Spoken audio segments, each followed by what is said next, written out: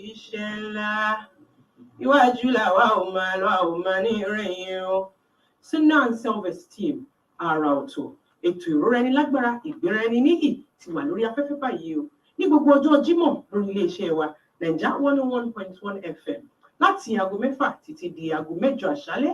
Láti ṣe olùgbọ̀wọ́ ètò yìí, ẹ kàn sí wa lórí ẹ̀rọ ìbánisọ̀rọ̀ wa 077-690-51172 077-690-51172. New Era and Sunnah and Self-Esteem, your educative, empowerment and development program. Fridays on Naija 101.1 FM, 6 p.m. to 8 p.m. For sponsorship, please contact us on 077-690-51172, 077-690-51172. You can send us an email, ss.esteem@gmail.com. We are on Facebook. Check us on Facebook, Sunnah and Self-Esteem. Ilali amami inshallah. Ilali amami inshallah. Àwa tá ń tẹ̀lé tí òjíṣẹ́ ńlá. Iwájú làwa ò máa lọ, a ò máa ní ìrẹ̀yìn o. Iwájú lèmi ò máa lọ, ò máa ní ìrẹ̀yìn o. Iwájú lẹ́yìn ò máa lọ, ò máa ní ìrẹ̀yìn o.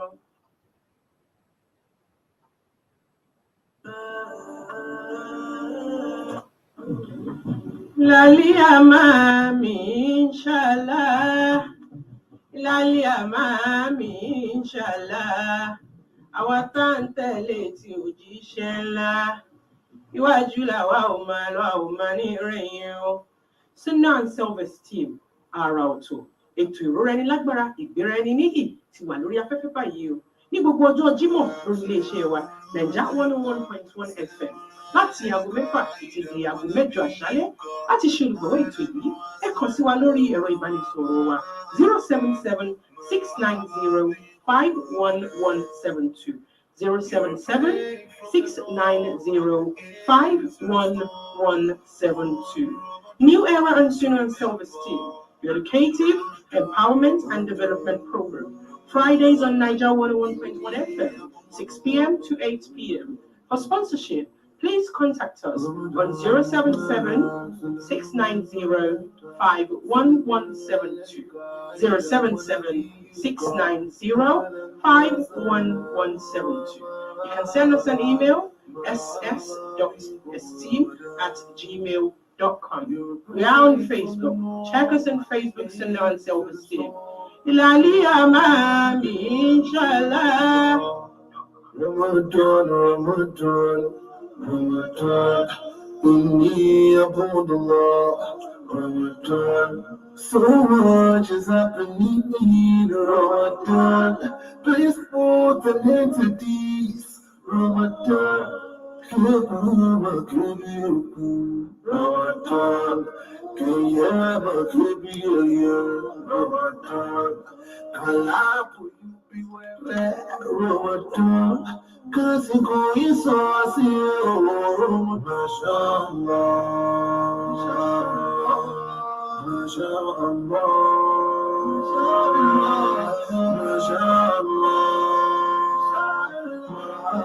Ya Ramadan.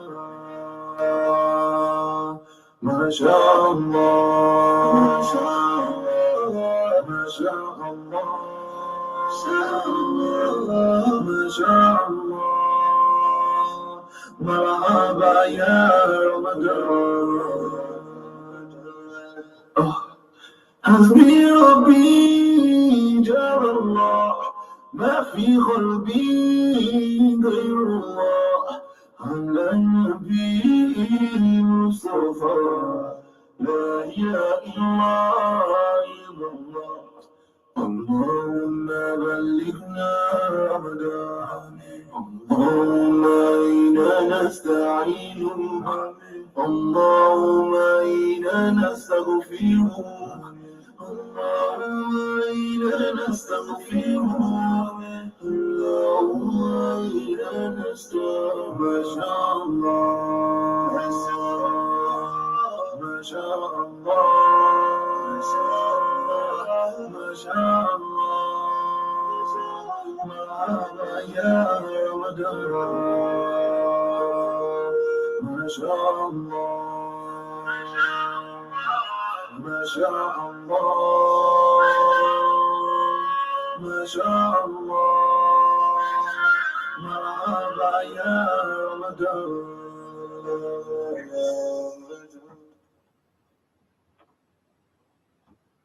أعوذ بالله من الشيطان الرجيم. بسم الله الرحمن الرحيم. أونك يا الله أونك يا حنان أونك يا منان أونك يا ديان أونك يا سلطان. سبحانك يا الله سبحانك يا حنان سبحانك يا منان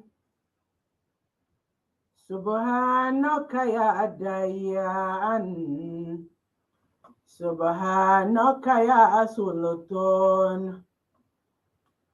الله يا الله الله يا حنان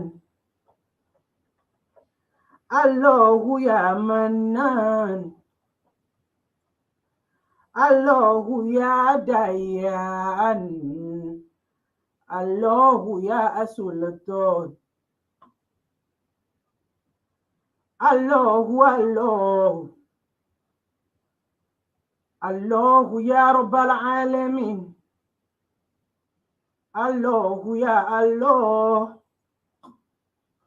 هو حي هو قيوم جل جلالك يا الله جل جلالك يا حنان جل جلالك يا منان جل جلالك يا ديان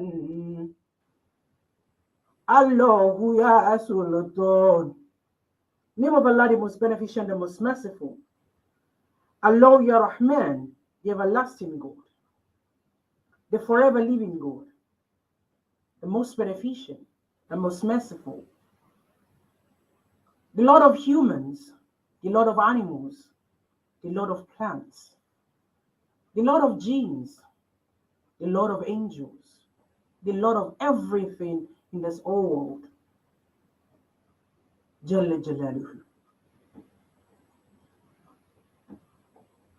Allah created a male and a female. He created a he and a she for a purpose. We glorify you, Ya Rabbal Alameen. We will forever praise you. We will forever worship you. Thank you for guiding us. Thank you for making us Muslims. We testify that you are one, Ya Rabbal Alameen. We also testify that our noble Prophet Muhammad sallallahu ta'ala alayhi wasallam is a messenger of Allah and the last prophet sent to mankind.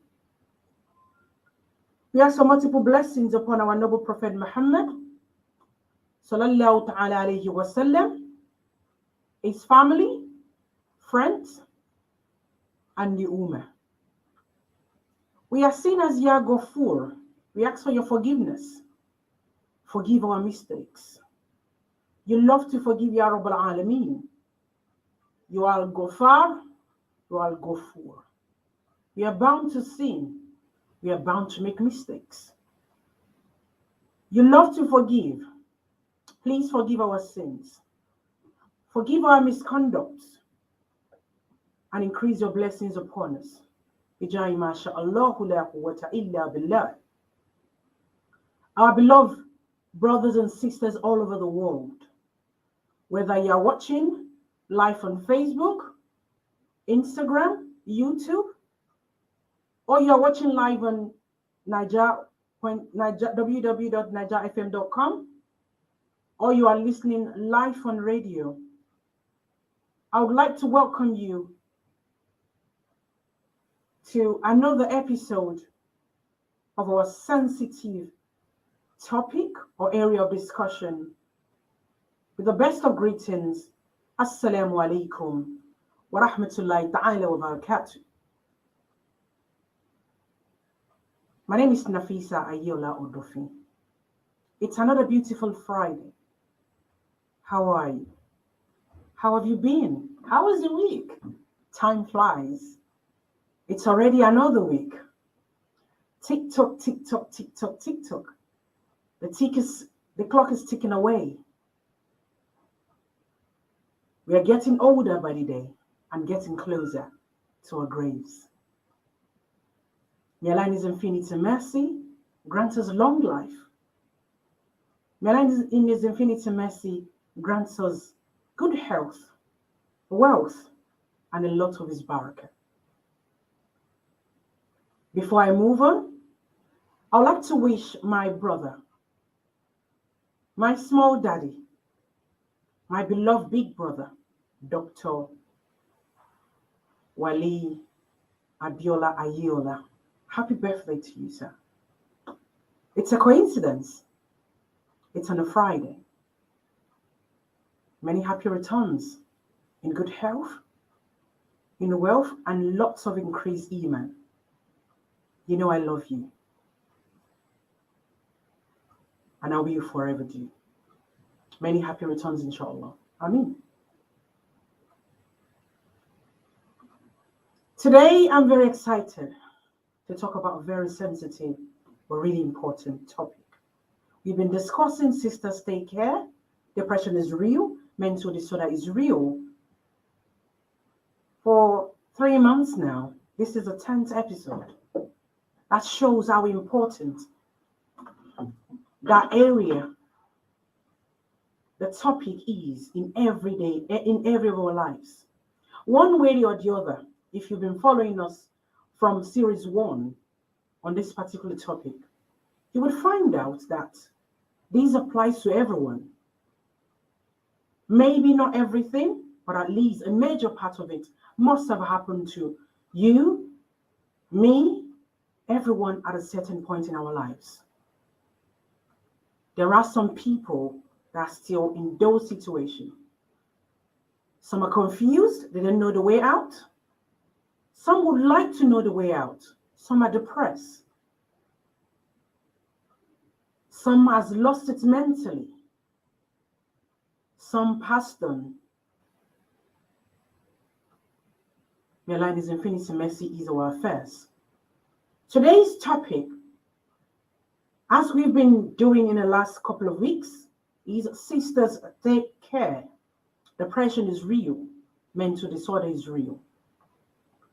Today we shall be analyzing, looking into sexual satisfaction.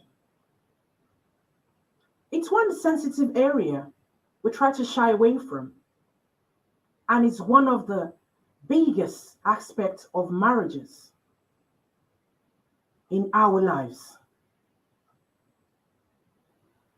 We've had a series of talks, counseling, talks here and there about this particular topic. We are Muslims, we are believers. What are the things? What are our limitations? What can we do? What can we not do?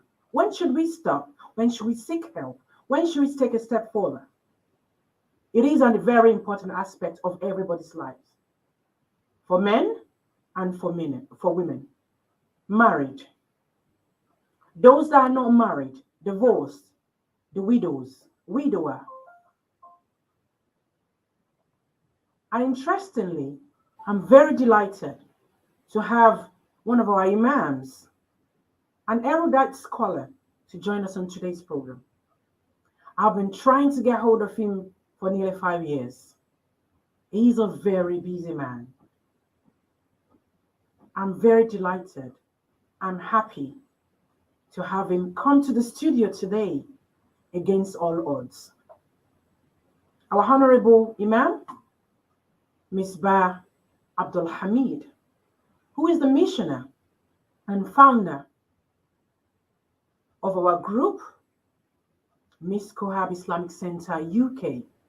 If you know him very well, You know he's endowed with a lot of knowledge. Allah has blessed him in so many ways. We ask Allah in His infinite mercy to preserve him for us, increase him in knowledge, wisdom, and understanding. All that shall be discussed on today's program will have a positive impact in all our lives for good, for the sake of Allah subhanahu wa ta'ala, so we can find peace, so we can find happiness, so we can move on and be happy people. Ramadan is fast approaching. Less than a month, we will start Ramadan, inshallah. Allahumma balighna Ramadan. We ask Allah in His infinite mercy to count us among those ones that witness Ramadan in life. And many, many, many more Ramadan. Bijai kun fayakun. Ameen. As you are listening at home, as you are watching, as you are listening wherever you are, as you are watching wherever you are, this is a very important and sensitive topic that matters to me, that matters to you, that matters to everyone. Please do share this video with your friends and family. It is useful, it is important, it is necessary. It is educational. May Allah reward you abundantly. Amen. I'm happy to confirm to you as well that our annual Quran competition, Sunnah and Self-Esteem, has gone live. Inshallah, tomorrow, we will post our flyer with the categories, and your children, your child, your student will have an opportunity to apply and be part of this educational program. May Allah bless all of you, our sponsors. We will always ask you to donate and support our programs. Those of you that have been supporting us over the years, we are grateful. Those of you that will start to support us from today, from this moment, and those of you that will start supporting us from tomorrow, we ask Allah in His infinite mercy to reward you abundantly and enrich your pocket in many folds. Amen. Jazakumullahu khairan jazilan. Amen. Amachi gbogbo tí tó ń wà nílé, ìyálájẹ babalájẹ ṣe ajẹwọgbá, àṣejẹrìlá àmàṣejìjà masha Allah la quwwata illa billah. Akọ́lá Jímọ̀ tòní, Jímọ̀ olóyin. Ọlọ́run á jẹ́ ká ṣọ̀pọ̀ láyé, Ọlọ́run á dẹ̀ ṣe oore ìdùnnú fún gbogbo wa pátápátá. Ibikíbi tí ẹ bá ti ń wò mí, tí ẹ bá ti ń gbọ́ mi, èmi ọmọ yín, àbúrò yín, ọ̀rẹ́ yín, olólùfẹ́ yín Nafisa Ayeola ọ̀dọ̀fin ni mo dé bí a ṣe máa ń ṣe ní gbogbo ọjọ́ Jímọ̀ lórí ètò yín Sunnah and Self-Esteem, tí a ti máa ń dára wa lẹ́kọ̀ọ́, tí a ti máa ń ṣe ìṣípayá fúnra wa. Lénìí, a gbé ohun tó tóbi dé, ọ̀rọ̀ ńlá kàbìtì ni a fẹ́ sọ̀rọ̀ lé lórí lénìí. Nípa Sisters Take Care tí a ti ń jọ ń bára wa bọ̀ láti ọdún tó kọjá. A ní pẹ́ parí ẹ̀. Lẹ́yìn eléyìí, a ṣe ẹ́písòdù kan sí tó máa tún fi wá lára balẹ̀, inshallah. Àwọn eléyìí ló fẹ́ tóbi jù ní gbogbo ohun tí a ti ń sọ. Inú mi wá dùn wípé Ọlọ́run fún wa lórí ọ̀fẹ́ láti gba àwọn Imam wa àgbà lálejò. Imam wa Misbah AbdilHameed tí a fi tọ̀wọ̀tọ̀wọ̀ dárúkọ wọn. Gbogbo wa la mọ̀ wípé Ọlọ́run kẹ́ wọn ní kẹtọ́lá, ní kẹtìmọ̀ àti gbogbo nǹkan. Kọ́lọ́run bá wa ṣe àlékún ìkẹ́, àlékún àlùbáríkà, àlékún ìmánì, àlékún gbogbo nǹkan dáadáa fún wọn. Àwọn ni wọ́n jẹ́ Imam àti olùdásílẹ̀ ìjọ wa Cheif Islamic Center tí a wà ní Nathanway ní Thamesmead, tí àwọn ọmọ wa ti ń kéw, tí àwọn àgbà ti ń kéw, tí a dẹ̀ sì ń ṣe àsàlátù tá à ń fi oúnjẹ ẹ̀mí bọ́ra wa ní gbogbo ìgbà. Kí Ọlọ́run jẹ́ ká rí bàbá pẹ́. Kọ́lọ́run dẹ̀ jẹ́ kí gbogbo wa náà pẹ́ láyé ní ti dáadáa, wala kun fayakun. Àmín. Inú mi dùn lénìí wípé ìkan láwọn ọmọ ìyá mi, Dr. Wali Abiola Ayeola, wọ́n tún ilé lọ́dún kan láyé lénìí. Gbogbo ibi tí àwọn òbí tí ó bí wa ò dé, èyí ń débẹ̀, Ọlọ́run á jẹ́ kí a débẹ̀ ká jù lọ. Ọlọ́run á fún yín ní ẹ̀mí gígùn àti àlàáfíà ara tó péye àti àlékún ìmánì tí máa fi máa ṣe sí jù báyìí lọ. Happy birthday to you, sir. Many happy returns, inshallah. Amen. Gbogbo ẹ̀yin tí ẹ ti ń dúró, tí ẹ ti ń bẹ̀rẹ̀ nípa Quran competition wa, flyer wa ti jáde. Gbogbo categories tí àwọn ọmọ máa lè apply fún, gbogbo ẹ̀ ti jáde. Àmọ́ tó bá di ọ̀la, a gbé flyer náà jáde àti bí ẹ ṣe máa apply. Ẹ rántí pé a ní deadline tí ẹ bá fẹ́ kí ọmọ yín darapọ̀ mọ́ ìdíje yìí ẹ ní láti tètè apply kó tó di wípé tí a bá ti kún a máa close application wa ni. Ìgbọ́ Ramadan la máa ṣe. Ramadan tó ń kanlẹ̀kùn yìí Ọlọ́run á jẹ́ kó bá wa láyé láàyè àti ní àlàáfíà ara. Ọlọ́run á jẹ́ ká ṣọ̀pọ̀ ọdún láyé. Wala kun fayakun. Àmín. Ohun tí a torí ẹ̀ jókòó lẹ́nu. Nípa sisters take care. Depression is real. Mental disorder is real. Ṣé ohun tó kọjú sí Táyé kọ́ ló kọjú sí Kẹ́hìndé? Níbi ẹlòmíì tí ń sunkún owó tó jẹ́ pé òun yẹn ló ń jẹ́ kí wọ́n máa ṣàárẹ̀ ọkàn. Bẹ́ẹ̀ lẹ́lòmíì tí ń sunkún ọmọ. Bẹ́ẹ̀ lẹ́lòmíì tí ń sunkún àlàáfíà. Àbí ẹlòmíì ń sunkún ìgbájú ìgbámú lọ́dọ̀ ẹni tó yẹ kó jẹ́ ọkọ tó yẹ kó jẹ́ ìdùnnú fún. Nǹkan míì la tún fẹ́ rán lénìí tó ṣe pàtàkì nípa ìbánilòpọ̀. Ohun tí a kì í sábà gbọ́ tó dẹ̀ ṣe pàtàkì nígbésí ayé oníkálùkù. Òun la máa àdírẹ́sì lénìí. Mùsùlùmí ni wá. A máa ń ka oríṣiríṣi, a máa ń gbọ́ oríṣiríṣi nípa ìbánilòpọ̀. Àbí kí bó ṣe jẹ́ àǹfààní àti wípé bí a ṣe lè gbádùn ẹ̀ dáadáa torí tí Ọlọ́run fi ààyè lẹ̀ fún ọkọ àti láya ni. Tó jẹ́ pé àtúgbà ládá ń bẹ̀ bí a bá ṣe ṣe. Èmi kọ́ ni màá ṣe wáàsí. Mo fi àsìkò yìí àti tọ̀wọ̀tọ̀wọ̀ pé àwọn Imam wa. Imam Misbah AbdilHameed kí wọ́n bá wa ní gbólóhùn. Bàbá inú wa dùn láti rí yín. Àkọ́kọ́ rẹ̀ tí ẹ máa wá sórí ètò yìí tí a ti ń jẹ̀rán láti gbà yín ní àlejò láti bí ọdún mélòó kan sẹ́yìn. Mo wá pàdé yín, mo ní àǹfààní láti pàdé yín ní ọ̀sẹ̀ mẹ́ta. Mo wá jókòó sí Ọlọ́run pé èní yìí ni kò ní dọ̀la. Inú mi dùn wípé acknowledge mi bí mo ṣe kéré tó. Ọlọ́run bá mi kẹ́ yín. Ọlọ́run á jẹ́ kẹ́ ẹ kárí yín pẹ́. Ẹ tún wá dìde ẹ fi ilé ẹ̀fọ́ náà láti odidi ibi tí ẹ ti ń bọ̀. Ẹ ní ẹ máa wá sí studio. Ọlọ́run bá mi gbà ní sẹ́rẹ̀kẹ̀ járíyẹ fún yín. Ọlọ́run á jẹ́ kárí yín pẹ́. Wala kun fayakun. Ẹ jọ̀ọ́ ẹ ṣe mí favour kan sà. Ẹ bá mi yọ fóònù yẹn kúrò ní ibẹ̀ yẹn. Torí radiation ni. Ó wà ní kó wà ẹ̀jẹ̀ a máa gbé sí tàbí ká máa mú lọ radiation. Ẹ mọ̀ pé ẹ̀mí yìí ẹ̀yin náà ni olùkọ́ wa. Ẹ̀mí yẹn ni kọ́lọ̀ jẹ́ kí ẹ̀mí wa gòkè dáadáa. أعوذ بالله من الشيطان الرجيم. بسم الله الرحمن الرحيم. إن الحمد لله نعبده ونستعينه ونتوكل عليه ونعوذ بالله من شرور أنفسنا ومن سيئات أعمالنا.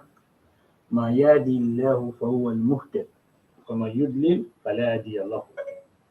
أشهد أن لا إله إلا الله وحده لا شريك له وأشهد أن محمدا عبده ورسوله. اللهم صل على محمد وعلى آل محمد كما صليت على إبراهيم وعلى آل إبراهيم إنك حميد مجيد. اللهم بارك على محمد وعلى آل محمد كما باركت على إبراهيم وعلى آل إبراهيم في العالمين إنك حميد مجيد. رب اشرح لي صدري ويسر أمري واحلل عقدة من لساني يفقهوا قولي. السلام عليكم ورحمة الله وبركاته. وعليكم السلام ورحمة الله وبركاته يا إمام. الحمد لله. Where should I start from? Bóyá kí n bi yín ní ìbéèrè tí ẹ bá gbà mí láyè. Bismillah. Ẹ ṣé mo dúpẹ́ sà. A ti ń bá ètò yìí bọ̀, ó ti láti ọdún tó kọjá la ti ń ṣe this same particular topic.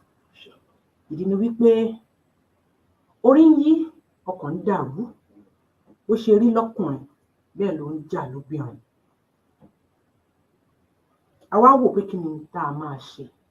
Bórí bá dẹ̀ yìí lọ́pọ̀lọpọ̀ ìgbà àwọn ọmọ àlùbáríkà tí Ọlọ́run bá yọ̀ǹda fún wa ni wọ́n máa ń jẹ ìyà yìí. Ó wá ń jẹ́ oríṣiríṣi ọmọ ló wà ní ìta nísìnyí tí wọ́n wà ní ojú títì tó jẹ́ wípé ẹ wò pé ṣáwọn yóò ní ẹ̀kọ́ ilé ni. ọ̀pọ̀ ni kò sí ìyá nínú ayé ẹ̀, ọ̀pọ̀ ni kò sí bàbá nínú ayé ẹ̀ fún ìdí kan àbí ìkejì láti wá máa wá tún ilé wa ṣe, ká tún ọkàn wa ṣe. Ṣé mọ̀ wípé tí orí ta bá wà sound la tún lè fi sin Ọlọ́run dáadáa. Ìyẹn la wá ń gbéyẹ̀wò wípé kí ni ohun tó ń fà á torí yìí la ṣe wá ń ṣe series yẹn títí dé orí 10 ẹlẹ́kẹ̀ẹ́wá lélẹ́yìí. Ẹlẹ́kẹ̀ẹ́wá yìí ní ọ̀sẹ̀ tó kọjá a sọ wípé nǹkan mẹ́ta ló jẹ́ pílà ńlá nínú ìgbéyàwó. Àkọ́kọ́, wọ́n ní owó, oúnjẹ. Ẹlẹ́kẹ̀ẹ́ta ni intimacy, ìbánilòpọ̀ láàárín lọ́kọláya. Ǹjẹ́ ìbánilòpọ̀ láàárín lọ́kọláya ó lè fi àárẹ̀ ọkàn fún ọkùnrin, pàápàá fún obìnrin?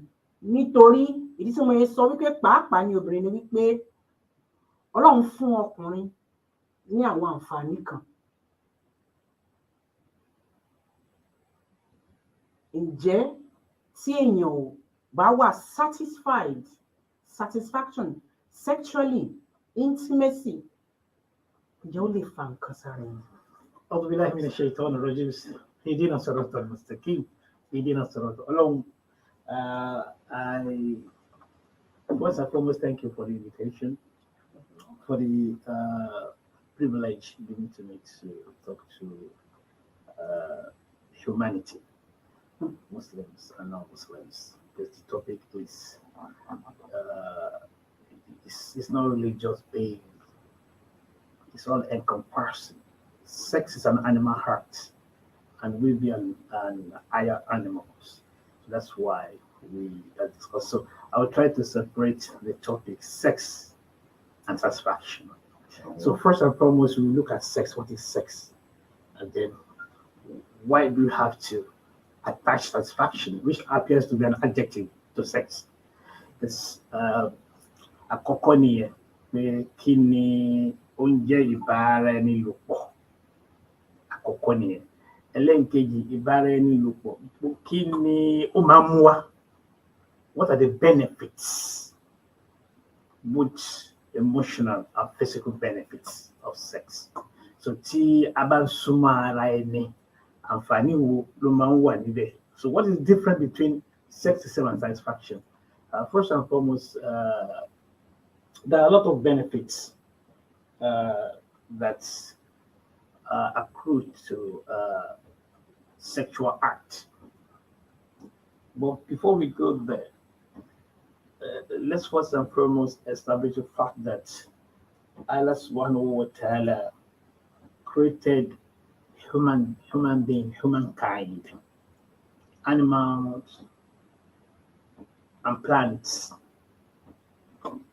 And what in his infinite wisdom he has done is he created everything in pairs. Ọlọ́run ọba nínú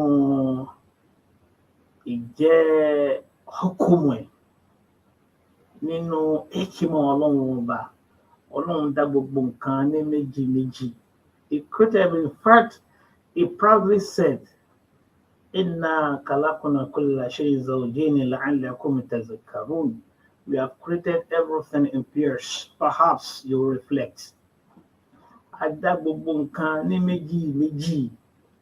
Bóyá ǹjẹ́ ẹ̀rù rí, ǹjẹ́ ẹ̀rù ronú sí i, a ṣe dá nǹkan ní méjì méjì. Ìgbà tí inú bá ń dùn tó bá ń dùn tó bá ń dùn tó bá tún yá, iná tó rẹ̀ sí ń bàjẹ́, inú tó dùn lánàá àti máa bàjẹ́ lọ́la, á máa bàjẹ́ lẹ́yìn. Ẹni tí ó náwó lánàá tó ń gun mọ́tò, adẹni tó ń dúdé bọ́ọ̀sì kó tó dé lọ́la. Everything in pairs. So everything is created for that particular purpose. So Ọlọ́run ọba ó sọ fún wa nínú Suratul Nisa. A'udhu billahi minash shaitanir rajim. Bismillah. Ó ní ya ayyuhan nas. Mo pè ẹ̀yin èèyàn, O mankind, I've created everything. First, taqullah allazi khalaqakum min nafsin wahida. Fear your Lord who created you from one soul. One soul. Who created you from one soul? is referring to the creation of Adam alayhi salam. وَخَلَقَ مِنْهَا زَوْجَهَا, and from that soul it created from it its mates. Látara ipò dá bàbá ńlá wa Ádámù, ó tún wá dá ìyá ńlá wa Háwà látara ẹ̀. Kí la fẹ́ lò ń bẹ̀? Òun náà ni pé Ọlọ́run ọba ńlá ọba ọ̀gá ògo ó fi yé wa, he established the fact that he created everything in pairs. Sex. Let's start from sex. So why do we have sex? And why is sex important in our lives? Allah subhanahu wa ta'ala said, وَمِنْ آيَاتِهِ, and of his signs, he created mates for you from your own kind. He created mates for you from your own kind. Ọlọ́run bá dá ẹnì kejì fún yín láti irú bẹ́yìn náà ṣe rí. Ọlọ́run ní kẹ́ ẹ máa fẹ́ ẹranko. Ọlọ́run dá yín léèyàn, ó wá ní kẹ́ ẹ máa fẹ́ èèyàn.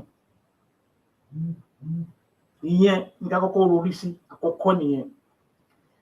Nígbà tó wá ń bá lọ, ó wá ní لِتَسْكُنُوا إِلَيْهَا. That's going to form the cross of our discussion for today. The cross. لِتَسْكُنُوا إِلَيْهَا. That is the missing ingredients in marriages today. From my own estimation. We might look at it from different perspectives. From my own perspective, that is the missing link. لِتَسْكُنُوا إِلَيْهَا. So that you may find peace in them. So that you may find peace in them. And I was reading a lot of articles on this, and let's itemize the benefits of sex. One, it gives you general health. It improves your general health. If you have sex often, it increases, yes, your general health.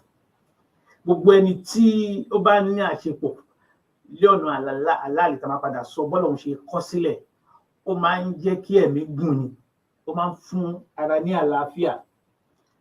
Secondly, it brings a good sleep. Ó máa ń jẹ́ kí a máa rí ohun ẹni tó bá rí ohun sùn dáadáa. Tó bá ń ṣe, a máa rí ohun sùn. Ẹlẹ́ẹ̀kẹta, better self-esteem. Ó máa ń jẹ́ kí a máa tẹ ara wa. Gbogbo ẹni tí ó bá wà tó bá jẹ́ wípé kò rí obìnrin súnmọ́ gẹ́gẹ́ bí ó jẹ́ àlàálì, Yorùbá máa ń sọ wípé ohun tó yẹ ká jẹ tá a bá rí jẹ, ohun tó yẹ ká jẹ la máa jẹ. So therefore, the third part is it leads to better self-esteem. Fourthly, better fitness. Ó máa ń jẹ́ kí àlàáfíà kí ó bá wa. It leads to less stress and tension.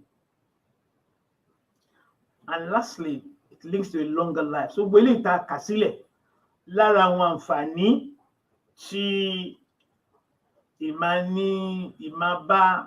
ní àṣepọ̀ pẹ̀lú obìnrin tó máa ń ṣe sí ara ọmọ ẹ̀dá èèyàn, òun ni eléyìí.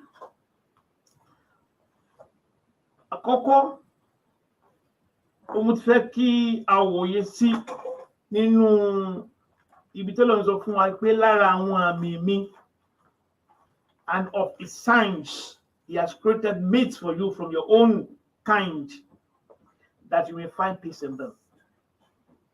Ohun tó lọ́wọ́ bá ń sọ nìyẹn. Ẹni tí ó bá jẹ́ ẹni tí ó ní tó bá ní obìnrin lé, tí ìbájọṣepọ̀ tó bá ń wà dáadáa, gbogbo pàtẹ́ bá pàdé ẹ̀ ń ta máa rẹ́rìn ni, pàtẹ́ bá pàdé ẹ̀ ń ta máa yọ̀ǹgì ni, nígbà tó bá bọ́ sórí bẹ́ẹ̀dì kò ní sí ròònù tó pọ̀. Fọ́kùnrin àti fún obìnrin àwọn benefit nìyẹn èyí tí ó wà fún ìmọ̀ súnmọ́ obìnrin. Eléyìí, all this, we're talking about sex. We're not talking about satisfaction at the moment. Eléyìí tá à ń sọ ìbáraẹnisùn látọ̀ ń sọ yìí. Ṣùgbọ́n olórí ohun tí wọ́n ní ń sọ lórí gangan tí mo wà ṣúọ̀ tó máa relate mọ́ mental health. It has to do with, yes, there are times you are efficient. Is that sex effective? Gbogbo ohun tí à ń ṣe yẹn ẹni tá à ń bá ṣe lọ́kùnrin lóbìnrin ni o, ǹjẹ́ à ń gbádùn ẹ̀? Ìgbádùn gbogbo ní ká wò torí pé lack of sex satisfaction leads to a lot of things that might affect the marriage that will come to subsequent. So, àkọ́kọ́ nìyẹn. Ẹlẹ́nkejì tí a fẹ́ wá wò ká wo satisfaction. What is satisfaction? Ní satisfaction, ìyẹn ni kéèyàn ní ìtẹ́lọ́rùn lórí nǹkan téèyàn ṣe yẹn, kéèyàn ní ìtẹ́lọ́rùn.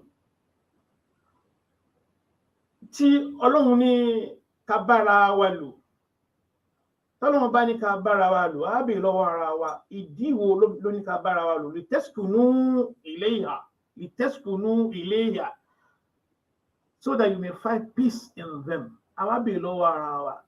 Tó bá jẹ́ wípé the primary objective of sexual intercourse, sexual relations is peace, is enjoyment. Ohun tó lọ́n ṣe gbé sílẹ̀ nìyẹn. Then you have to ask ourselves, what is the missing link? Why are we complaining of not enjoying the sex? Now, the second leg of that verse, Ọlọ́run ní kí ẹ bá lè súnmọ́ wọn, kí ara yín lè balẹ̀. Ẹni tí ó bá súnmọ́ obìnrin, tó bá jẹ́ ni tí ó ti bàlágà tó súnmọ́ obìnrin, àwọn náà rí i pé àti mọ̀ wípé gbogbo ìgbà tó bá súnmọ́ obìnrin, there is that momentary relief. Èyí tí òun nínú ibì kan wà ní tó máa ń fún alúgbọ̀n máa ń pè ní endorphin. Endorphin deal with pain. Ó máa ń jẹ́ kí pain gbogbo any tablet tó wá fún wa tó ń jẹ́ kí pain lọ, it is dealing with the endorphin in our brain. So téèyàn bá súnmọ́ obìnrin tó bá gbádùn ẹ̀, it goes to the endorphin, you feel it and you have a momentary pleasure and a momentary relief. Ọlọ́run ní in two conditions lọ́lọ́run fi sílẹ̀ tẹ́lẹ̀ lè fi ṣẹlẹ̀ nínú gbogbo. Àkọ́kọ́, kí n máa jump kó lè yé wa. Tá a bá ń sọ nípa ìsúnmọ́ ara ẹni nínú Islam, ìsúnmọ́ ara ẹni ọ̀nà méjì lọ́lọ́run fi gbàgbé sílẹ̀. Ọlọ́run sọ fún wa pé òun dá nǹkan ní méjì méjì. Àkọ́kọ́ nìyẹn. Ẹlẹ́nkejì, ó wá sọ fún wa yìí pé a lè súnmọ́ ara wa, ó ní ṣùgbọ́n a lè súnmọ́ ara wa nígbà tí a bá jẹ́ ọkọ àtìyàwó ni. Tá a bá jẹ́ ọkọ àtìyàwó la lè fi súnmọ́ ara wa. The basic condition is the marriage must be halal. So the sex must also be halal. Now, there are two conditions. وَجَعَلَ بَيْنَكُمْ مَوَدَّةً وَرَحْمَةً. وَجَعَلَ بَيْنَكُمْ مَوَدَّةً وَرَحْمَةً. And he has set between you love and mercy, compassion. Love and mercy and compassion. So today, the missing ingredient in most of marriages today, there are two things missing there: love and compassion. Two, tó bá ní the love and compassion, tó bá wà nínú marriage, then kò sí bí peace kò ṣe ní sí nínú ilé, nínú marriage náà. So condition tọ́lọ́run bá fi méjì ni tó sọ fún wa ń bẹ̀. Àkọ́kọ́, if you want peace to reign in any relationship, there must be love and compassion, love and mercy. Very important. In fact, Allah demonstrate this by opening all the chapters of the Quran with Bismillahir Rahmanir Rahim, in the name of Allah, the most beneficent, the most merciful. So that tells us that we should constantly remind ourselves the fact that these are the essential ingredients in all relationships, not only in marriages. Everything we do, we must have that love and compassion for ourselves, for it to thrive and survive and sustain. So, àwọn eléyìí ni ohun tí àkọ́kọ́ fẹ́ fi sí iwájú lẹ́yìn ìgbà tá a ti sọ wípé tí àwọn àǹfààní tó wà fún ìmáa bá ara ẹni sùn ó pọ̀ púpọ̀, òun dẹ̀ ni a ti kà wọ́n sí iwájú ní àkọ́kọ́ nìyẹn. Ẹlẹ́ẹ̀kejì tí fẹ́ kí a wò òun náà ni báwo la ṣe lè gbádùn ohun tá à ń sọ yìí, báwo ni a ṣe lè gbádùn nǹkan tó ń jẹ́ ìbáraẹnilòpọ̀. Àkọ́kọ́ èyí tí gbogbo àwọn oníṣẹ̀ríà tí wọ́n fẹnu kò sí òun náà ni pé Ọlọ́run jẹ́ ká mọ̀ wípé ní Suratul Baqarah, Ọlọ́run jẹ́ ká mọ̀ wípé àwọn ìyàwó wa aṣọ ìbora wa ni wọ́n jẹ́, that our wives are garments. They are garments. Ọlọ́run ní aṣọ ìbora yín náà jẹ́, aṣọ ìbora rẹ̀ yín náà jẹ́ fún wọn. Libasun lakum wa antum libasun lahunna.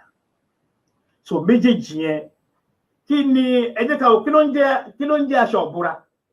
Kí ìdí wo lọ́lọ́run ṣe? Why has Allah decided to use that metaphor of garments and not clothes? What is there between clothes and garment? See, clothes, you can put on clothes in front of anyone.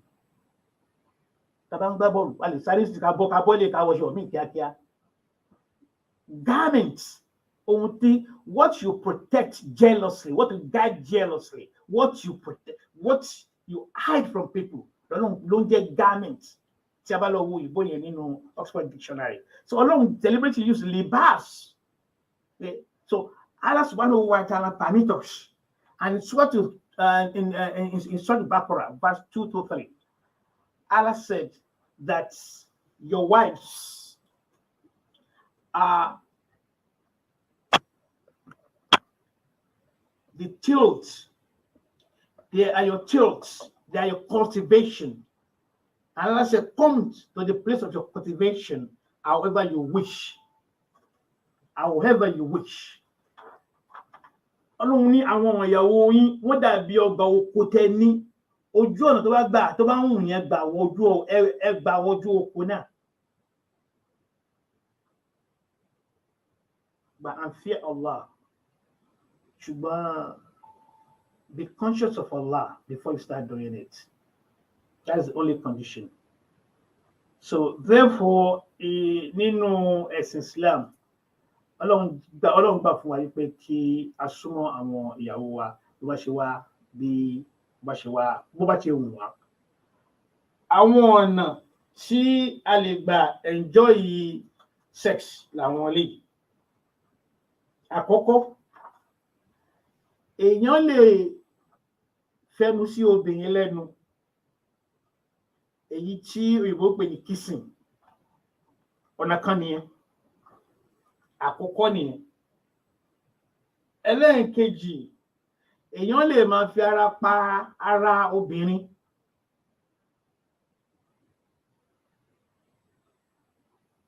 See, sex can be oral. It can also be vaginal. I know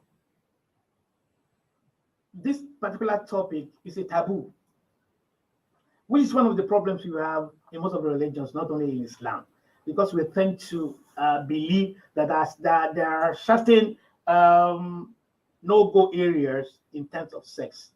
And to be honest and to be fair to ourselves, sex is an animal act. And the objective of sex is satisfaction. Objective of sex is to have peace, is to enjoy it.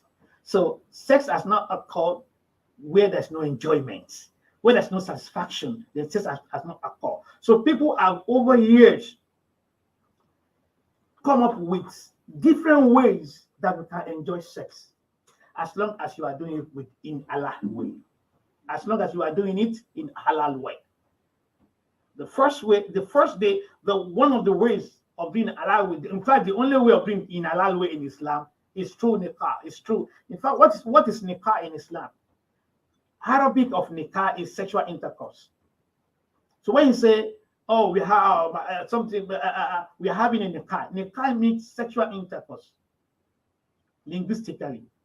So therefore, the only way of having an allowed sex in Islam is through marriage. And that's why Allah subhanahu wa ta'ala has established that in many verses that we cannot exhaust today. Okay. But we'll just touch upon them. The basic rule is we only have sex in Islam. And once you are married, if you have a partner in Islam, you can go into your partner in a way, in fact, you can have mutual discussion. You can make it more, you can ask her how, there are times tí àwọn obìnrin ohun tí wọ́n ń gbádùn bóyá torí ìbẹ̀rù wọn ò ní lè sọ fún ọkọ. Ṣùgbọ́n ìní, I think we are going to break the jinx. Okay?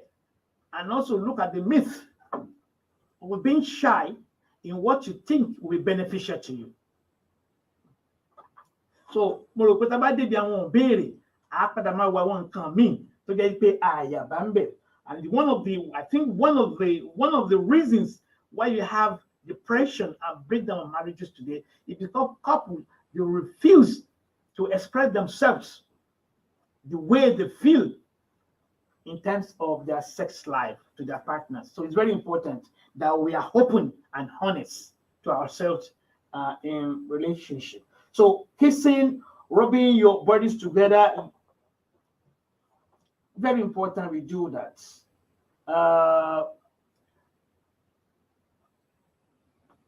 Tí a bá béèrè lọ́wọ́ ara wa pé àwọn nǹkan wo ni Ànábì Muhammad sallallahu alaihi wasallam tó ní a lè ṣe àtàwọn nǹkan tí a lè ṣe nínú Islam.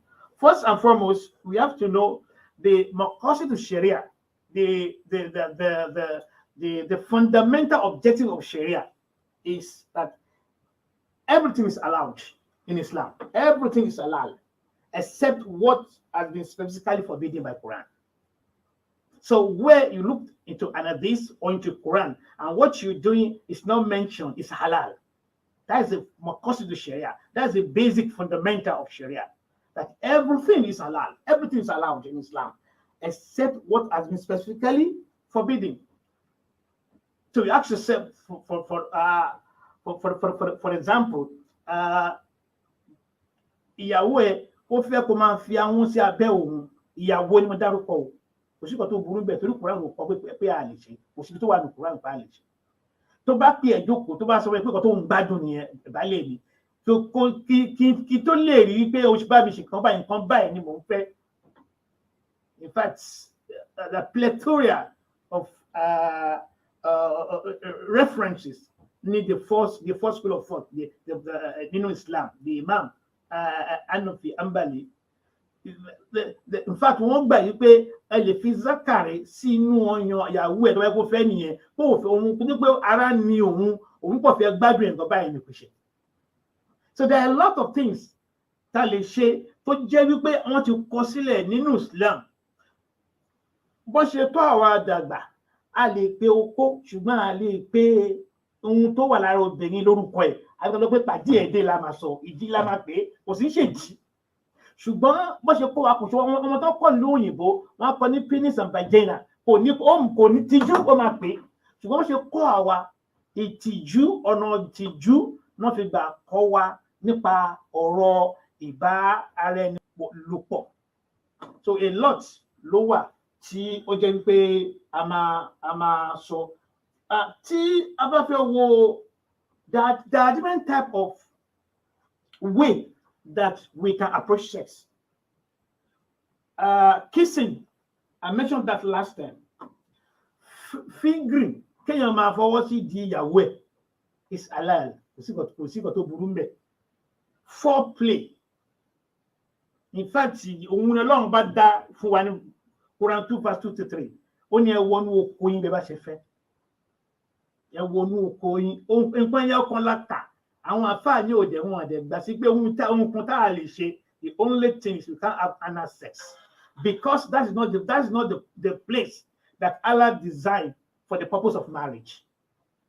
Nítorí pé láti ibẹ̀, oyún ò lè wá láti ibẹ̀. Ibi tí oyún lè gbà wá, Ọlọ́run ká gbà wọ ara obìnrin, àbáwọn nǹkan míì tá lè ṣe. Ohun táwọn kan dúró ṣùgbọ́n àwọn kan sọ wípé tí obìnrin bá gbádùn ẹ̀ pé kò sí nǹkan tí ó burú ńbẹ̀. Èmi náà ò fọwọ́ sí nítorí pé mi ò rí bí tí gbogbo tí máa kà tá bá fẹ́ improvise Al-Quran. Àárí wípé ohun purpose tí Ọlọ́run bá sọ pé kí ni o, Ọlọ́run ní ẹ súnmọ́ra yín kí ẹ lè lékún sí i. So ohun tó lọ́ máa sọ fún wa ni pé ẹ gbádùn ara yín láti nǹkan tí ó lè fún yín ní ọmọ látara ẹ̀. So àti máa súnmọ́ obìnrin látẹ̀yìn ìdí ìyẹn ò lè mú kankan wá, kò lè sáfàní kankan bẹ̀. Wallahu alam lórí tibẹ̀ yẹn. So a lè máa ṣe foreplay wà, sex, there is penetrative and non-penetrative. So tá bá ń sọ sex, tá bá ń sọ wípé àìsúnmọ́ ara ẹni, ohun tí most people mọ̀ ní ìsúnmọ́ ara ẹni is penetrative sex, which is kí penis go on vagina, ìyẹn la mọ̀. Ṣùgbọ́n there are a lot of ways that you can enjoy sex tí ò ní wà penetrative. And there might be a lot of reasons. Ìdí lè wà, àwọn ojú kan ọ̀nà kan lè wà, bóyá ìyàwó ṣẹ̀ṣẹ̀ bímọ tán, ó sì fẹ́ wò ta, ó fẹ́ ṣe ṣìnà. Ìyàwó ara sì ní ìyàwó, bóyá ọyàn ló máa fọwọ́ pa ni o, bóyá ní kó máa fi Zakari ẹ̀ ṣeré ni o, kára tiẹ̀ náà lè wálẹ̀. Gbogbo eléyìí is halal in Islam. So there are a lot of ways. It's not only pain, because ohun tá máa ń rò wípé satisfaction ìgbà míì wà, obìnrin kò sì gbà tó bá wọnú ara ẹ̀ kí ni obìnrin tó dùn kó bóun sùn. So we need to explore different ways in which we can really enjoy sex. So nǹkan bí ṣe sọ, nǹkan ẹyọ kan péré, ọ̀nà ẹyọ kan péré, òun náà ni Islam sọ wípé a lè ṣe, òun náà ni anal sex. Every other thing, kissing, fingering, in fact, kéèyàn fi àwọn sídìí ìyàwó ẹ̀ is halal. Kéèyàn fi Zakari ẹ̀ sẹ́nu ìyàwó ẹ̀ kó máa fi ṣeré is halal. So gbogbo eléyìí kò ń ṣe, these are the things tó jẹ́ wípé a fẹ́ ṣe, tá à ń ròyìn pé kò bá ẹ̀sìn mu, so sì sí lára ẹ̀sìn. Gẹ́gẹ́ bí ṣe sọ pé mo kọ́ sínú Sharia, the fundamental basic of Sharia, òun náà ni everything is allowed, halal, except things that are specifically forbidden in the Quran. Gbogbo ohun tá a kà sílẹ̀ yìí kò síbi tó wà nínú Quran. Ọlọ́run ní gbogbo ojú ọ̀nà tó bá mọ̀ láti fi súnmọ́ ìyàwó ẹ̀, Ọlọ́run ní gbàgbẹ́ wọ̀dọ̀ ìyàwó ẹ̀. So it's always very important. In conclusion, because I know through some questions that we'll go deep into it more, inshallah. In conclusion, that in Islam, sex will only occur between married couple in Islam. For sex to be allowed in Islam, the people doing it must be lawfully married. Nínú Islam, kàtó súnmọ́ra wa, àti Ọlọ́run ní wala taqrabu zina. Do not go near, don't go near it at all. Not Ọlọ́run bá sọ nìyẹn. Ọlọ́run ní ẹ má tẹ̀ súnmọ́, do not go near to fornication. Surely it's an indecency and evil way. Innahu fahisha wa sa'a sabila. Innahu fahisha wa sa'a sabila. Lẹ́yìn yẹn kò sí, tó bá ti ní ìyàwó, tó bá ti nọ́kọ, gbogbo ohun tó bá ń wẹ̀ ní kò sọ fọ́kọ ẹ̀, gbogbo ọ̀nà tó bá ń po ó ń wẹ̀ láti gbádùn, sọ fọ́kọ pé ọkọ mi báyìí ni mo fẹ́ kó ṣe fún mi. In fact, there is a school of thought sọ fún wa yìí pé tí ọkùnrin bá insist láti máa gba ẹ̀yìn ìwọlé fún obìnrin tó yẹ pé fún máa bá wọnú díẹ̀ tó ń ṣe ojú ààrẹ, one is a ground láti file a divorce to Sharia court in Islam, because it's not allowed from the interpretation of the Quran. Ọlọ́run ọba aláàánú, ọba tó tóbi, èyí tá sọ yìí níwọ̀n bá ta lè gbà sọ, bá ṣe mọ̀ sọ lásọ yẹ, Ọlọ́run nínú bóyá tóbi tó kó kàkún iṣẹ́ bàdà fẹ́ni kọ̀ọ̀kan wa, kó má ṣe lè lásọ mọ́ fún wa. àwọn tá a gbọ́ náà èyí tá a ṣe sọ ń bẹ̀ ọlọ́run ọba àṣetáàní ni ọlọ́run ṣàforíjì fún wa ń bẹ̀ èyí tá a rí sọ ìwọ lóyún ọlọ́run ọba ṣàlékún ẹ̀ fún wa ká máa rí sọ sí ọlọ́run ọba kakọ̀ bá lè mi ná innaka anta as-sami'a. May Allah subhanahu wa ta'ala increase us and increase you in knowledge. Assalamu alaikum wa rahmatullahi wa barakatuh. Wa alaikum assalam wa rahmatullahi wa barakatuh. Ọlọ́run ọba wa kẹ́yìn Imam wa. Ṣé rí wípé bí ẹ ṣe sọ ẹni culture ni torí ẹ̀yin gan pẹ́ sọ which is normal. Ọlọ́run ọba wa kẹ́yìn. A máa bẹ̀rẹ̀ interactive section. Mo ti ń rí àwọn ìbéèrè yín tó ń wọlé díẹ̀. Ìbéèrè tèmi gan fẹ́ tó bí mẹ́wàá. Kọ́lọ̀ jẹ́ ká rí sọ lórí ètò torí n tó wà important ni. Mo sọ nǹkan kan síwájú wípé orí ń yí lọ́kùnrin lóbìnrin. Ọlọ́run dẹ̀ fẹ́, Ọlọ́run dá wa wá sílé ayé láti wá sìn òun. Torí bá yí àní lè sìn Ọlọ́run dáadáa. Ọlọ́run wá fẹ́ kó yí. Àwa gbé ọ̀rọ̀ yẹn dé ibi tí àgbèdé nísìnyí. Gbogbo ẹ̀yin tí ẹ ń wò wá lórí Instagram, mo kí yín ní ọ̀pọ̀lọpọ̀. Gbogbo ẹ̀yin tí ẹ ń wò wá lórí YouTube, mo kí yín ní ọ̀pọ̀lọpọ̀. Gbogbo ẹ̀yin tí ẹ ń wò wá ní Facebook tí mo láǹfààní àti dárúkọ. Alhaja wa J Abari, sister mi Ọmọ́tókẹ́ Mariam Ṣọdẹ́rù Saka, Trendy T, mo kí yín. Alhaja wa ẹni afẹ́ la máa ọ̀mẹ́ni tó fẹ́ ni, mo kí yín ní ọ̀pọ̀lọpọ̀. Alhaja wa Kúrátù Láì Dada, mo kí yín. Sister Fatima Kuku, wa alaikum salam wa rahmatullahi wa barakatuh. Àwọn Imam wa Malam wa Yusuf Adepoju Akadip, wa alaikum salam wa rahmatullahi wa barakatuh. Oli Babe Alaja, mo máa kí yín ní ọ̀pọ̀lọpọ̀. Alhaja wa Imam wa Alhaji Junaid Ọláyídé, mo kí yín ní ọ̀pọ̀lọpọ̀ sà. Gbogbo Dubai ń kọ́. Sister Àṣàkẹ́ Ọmọbọ́lájí Alesh, mo kí yín ní ọ̀pọ̀lọpọ̀. Sister Abídèmí Alátiṣe, mo kí ẹ̀yin náà ní ọ̀pọ̀lọpọ̀. Sister Monigiwa, ó pọ̀ àmọ́ nítorí àsìkò ẹ má bínú wípé mi ò yọ èèyàn kan dákan sí. Brother Adex Wolex, mo kí yín. Brother wa Mukadam wa W Adédayọ̀ SA, mo kí yín ní ọ̀pọ̀lọpọ̀. Straight to the point, because I need time, there's a lot to be said, to be asked. A ní opportunity, a ní àǹfààní láti gba ìpè sí studio 07983 239 799. Studio number wa máa ń busy, àmọ́ ẹ jẹ́ ká continue láti try. Ẹ dẹ̀ lè text ẹni tí ẹ bá ní private number mi, ẹ text máa kà jáde. Ẹni tó bá dẹ̀ ní message tẹ́ fẹ́ fi sórí Instagram, YouTube àbí Facebook, máa kà jáde pẹ̀lú ògo Ọlọ́run. 07983 239 799 ní studio number. Ìbéèrè àkọ́kọ́ tí mo kọ́kọ́ notice ń bẹ̀ yẹn, wọ́n ní ǹjẹ́ obìnrin lè sọ fún ọkùnrin pé òun ò wà satisfied? Bẹ́ẹ̀ Ẹ ṣe àwòsàn. Àkọ́kọ́ ohun tí Ọlọ́run ọba Azza wa Jalla tí ó gbà lérò lórí ìbáraẹnilòpọ̀ litaskunu ilayha, òun náà ni kí ẹni tí ó ń bá ní lò àtẹni tá à ń bá lò káwọn méjèèjì ní kí wọ́n rí àǹfààní látara ìbáraẹnilòpọ̀ yẹn, káǹfààní kó wà ńbẹ̀. Àkọ́kọ́ tí a máa kọ́kọ́ béèrè, tí a bá súnmọ́ obìnrin tó bá ní òun ò gbádùn, ìjẹ́ ọkùnrin láti gbìyànjú láti jẹ́ kí inú ìyàwó náà kó dùn. A wá béèrè lọ́wọ́ ẹ̀ pé ọ̀nà wo ló gbà, nítorí pé àǹfààní tó wà fún obìnrin ó kéré púpọ̀ fún tọkùnrin. Kí obìnrin tó gbádùn ìbáraẹnilòpọ̀, ó ní ojú ọ̀nà tó máa gbé obìnrin gbà kóbìnrin tó gbádùn ìbáraẹnilòpọ̀. Ọkùnrin lè fẹ́ ìyàwó mẹ́rin, obìnrin ò lè fẹ́ ìyàwó mẹ́rin sínú ilé, ọkùnrin kan ló máa fẹ́. Torí náà tá bá fẹ́ obìnrin tó bá ní òun ò gbádùn ìbálòpọ̀ yẹn, aláti pè jókòó, ó ní di meeting. Kí ni mo ṣe tó ò fi gbádùn ẹ̀? Ọ̀nà wo ló fẹ́ gbà? Obìnrin náà ò wá ní tijú. Obìnrin ò ní tijú nítorí pé ibi ohun tó ń jáde lára ọkùnrin, ibi tó ti ń jáde wá, ó yára jáde síbi tí obìnrin wà. Ìgbà míì máa wà bóyá obìnrin máa wà lórí ọkùnrin ni, kò sí ọkùnrin máa wà lórí ẹ̀, kò sí nǹkan tó burú bẹ́ẹ̀. Kò sọ Ọlọ́run ká wọ ara wa lójú ọ̀nà bá ti wà láàyè. tó bá jẹ́ pé obìnrin ni tóbìnrin bá wà lórí ọkùnrin ńgbà míì ó máa ń jẹ́ kí nǹkan ọkùnrin tó ètè máa wá yẹn kó lọ́ra sílẹ̀ nítorí kóbìnrin lè mọ̀ nígbà tọkùnrin bá fẹ́ wá ńgbà náà kó ṣe gbogbo ọ̀nà tí obìnrin yẹn fi ní wò ta ọkùnrin yẹn láti ṣe fóbìnrin náà. You must do your utmost to satisfy your wife because that's luxury is not for her.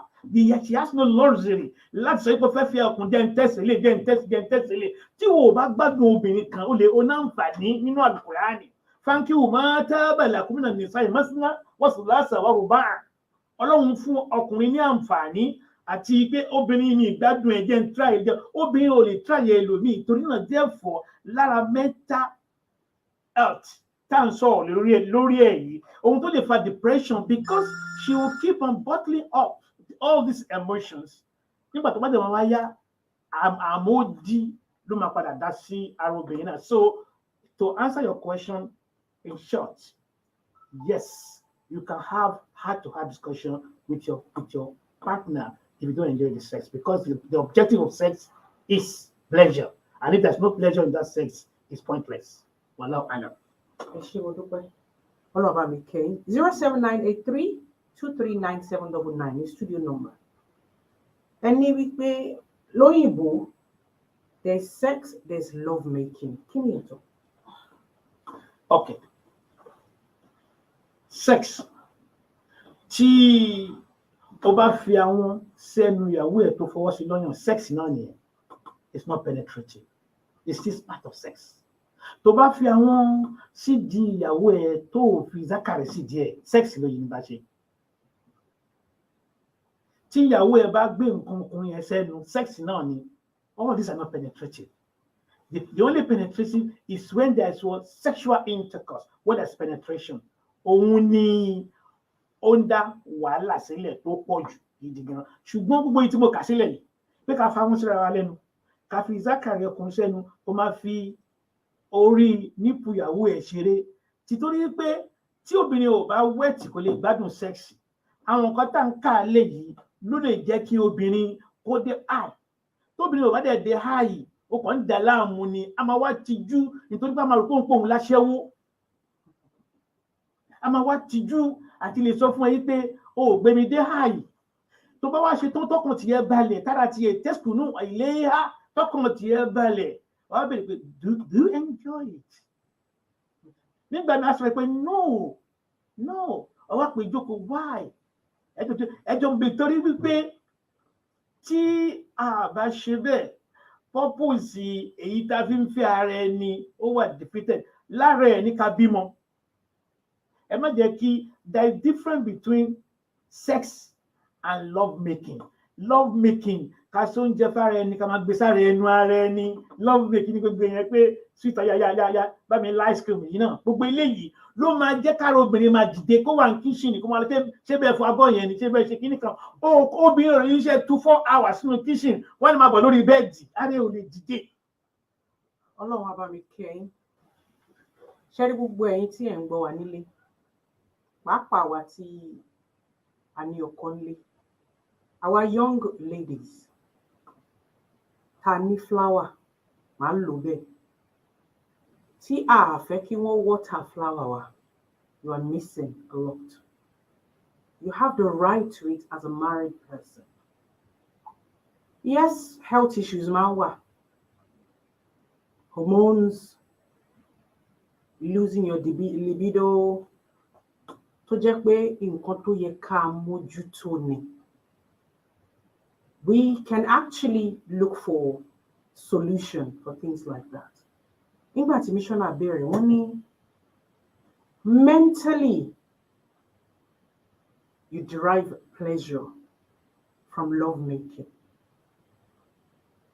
Ọ̀nà ìtìjú náà ti kọ́ wa lóòótọ́. But how can we eradicate women being shy with their men? Men are not shy with women. Why are women shy when it comes to enjoying your own husband? Why tí obìnrin ṣe máa tijú pẹ̀lú ọkọ? When, like you rightly said, obìnrin, before obìnrin to reach climax gan, it takes a while. And women are even different. But there are very easy way. Only because as a man, you should know the turning point for your woman. You should know. Because it's easy for Obìnrin to know a man's turning point. And as a man, you should know as well. Naturally, even among sisters, we find it difficult to discuss some things that are very relevant, that is affecting us mentally. I've heard stories that why don't we discuss some things among us as women? And when you see a woman actually analyzing, explaining, and educating women how to know different styles, they will tag them. So sometimes we do that. But we shy away from the fact that when you test this thing, you just have to continue. There's no two ways about it. So I have one question on Lori. Okay. See me, they are very important to discuss. Okay. But how do we that itiju with your own man when your man is not shy with you? How can you tiju? How can we curb that itiju from a woman because he's your rightful, lawful husband? So how can we bridge that gap? But no, it's not. Don't be ashamed. Say how you want it, exactly how you want it, what you can do for the man for you to achieve and derive that pleasure which you want. I can say this, I'm an adult. Right? Alhamdulillah. And we just have to get to a point whereby we have to address this. What we are talking about is actually a very, very serious issue. It is a very serious issue. Obìnrin derive pleasure in this more than money. My sister. Sometimes. Assalamu alaikum wa rahmatullahi wa barakatuh. Mr. Shini, assalamu alaikum, sir. Akola Jimoyin.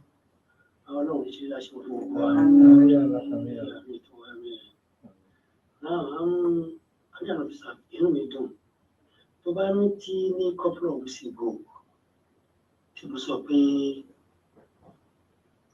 oníwà ló lọ́kọ, ọlọ́bẹ̀ ló lọ́kọ, eléré ló lọ́kọ, àbí mi sọ bẹ́ẹ̀ fún ẹjọ́ yẹn. But ó wá sọ pé wọ́n sọ pé owó wà nù ẹ̀, àbí bẹ́ẹ̀ kọ́ ni? Bẹ́ẹ̀ni sà. Owó sì bẹ́ẹ̀.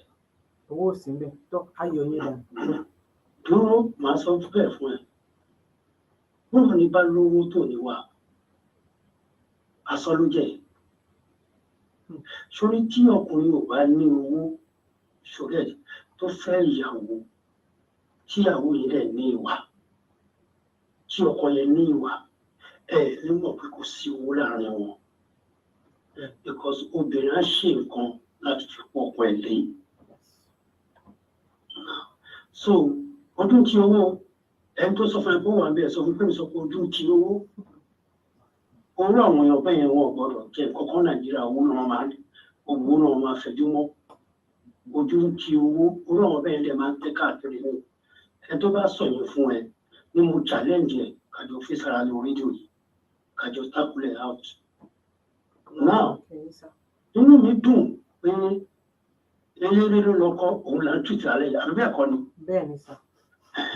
So ó lè dá gbogbo ọmọbìnrin tó ń fi 377 days ìní ìyá àtọ́fin gbàwẹ̀ tó ń jẹ́ kí wọ́n súnmọ́ àwọn. Wọ́n ṣe òun fi sáàbì lọ́wọ́ àfà o. Ẹ jọ̀ọ́ ṣé ọkọ yẹn ní ẹ̀tọ́ láti lọ bá àwọn ìyá aláàánú ń kà tó máa gbedé level tẹ́fi ṣe tọ́pì fún alálẹ̀ yìí. Bó ṣe ń kúrò ló máa ń tàràfà ló máa lọ sí Mẹ̀dínà.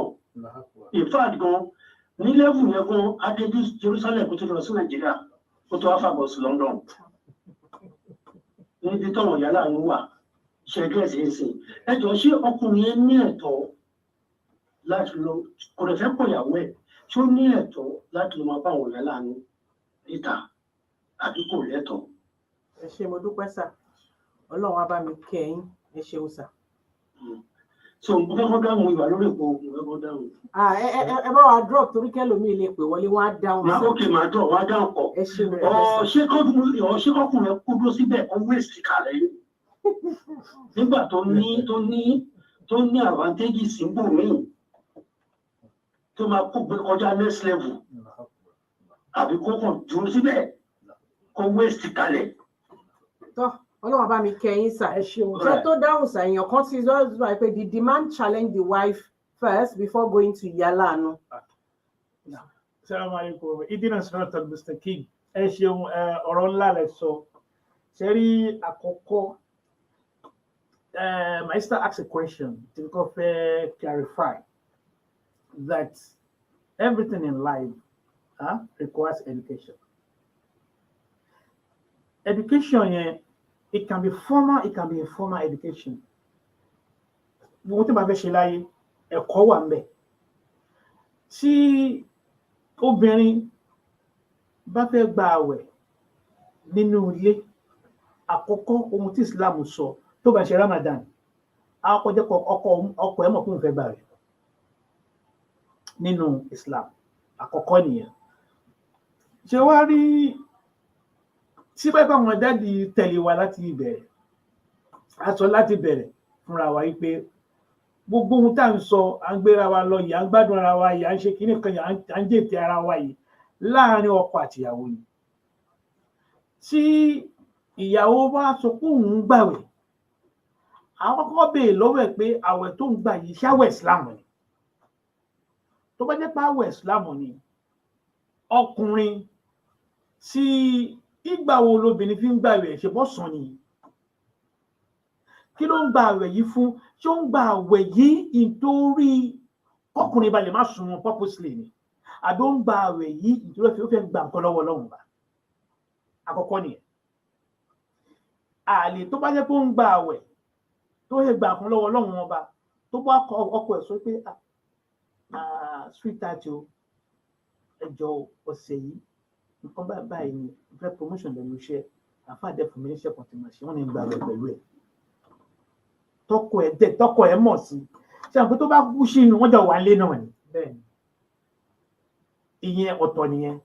Ṣùgbọ́n tó wá dé wípé ìyàwó ń gba àwẹ̀ nítorí kó fi pọ́nìṣì ọkọ, ó ti ń fọwọ́ rẹ̀ fa bí ìgbéyàwó yẹn ṣe máa dàrú bọ́pọ̀ ṣe máa wò ta. So therefore irú yẹn ó wà láàárín òun àtọlọ́run ọba. Ìyẹn ọkùnrin kò ní ẹ̀tọ́ láti lọ síta lórí ẹ̀.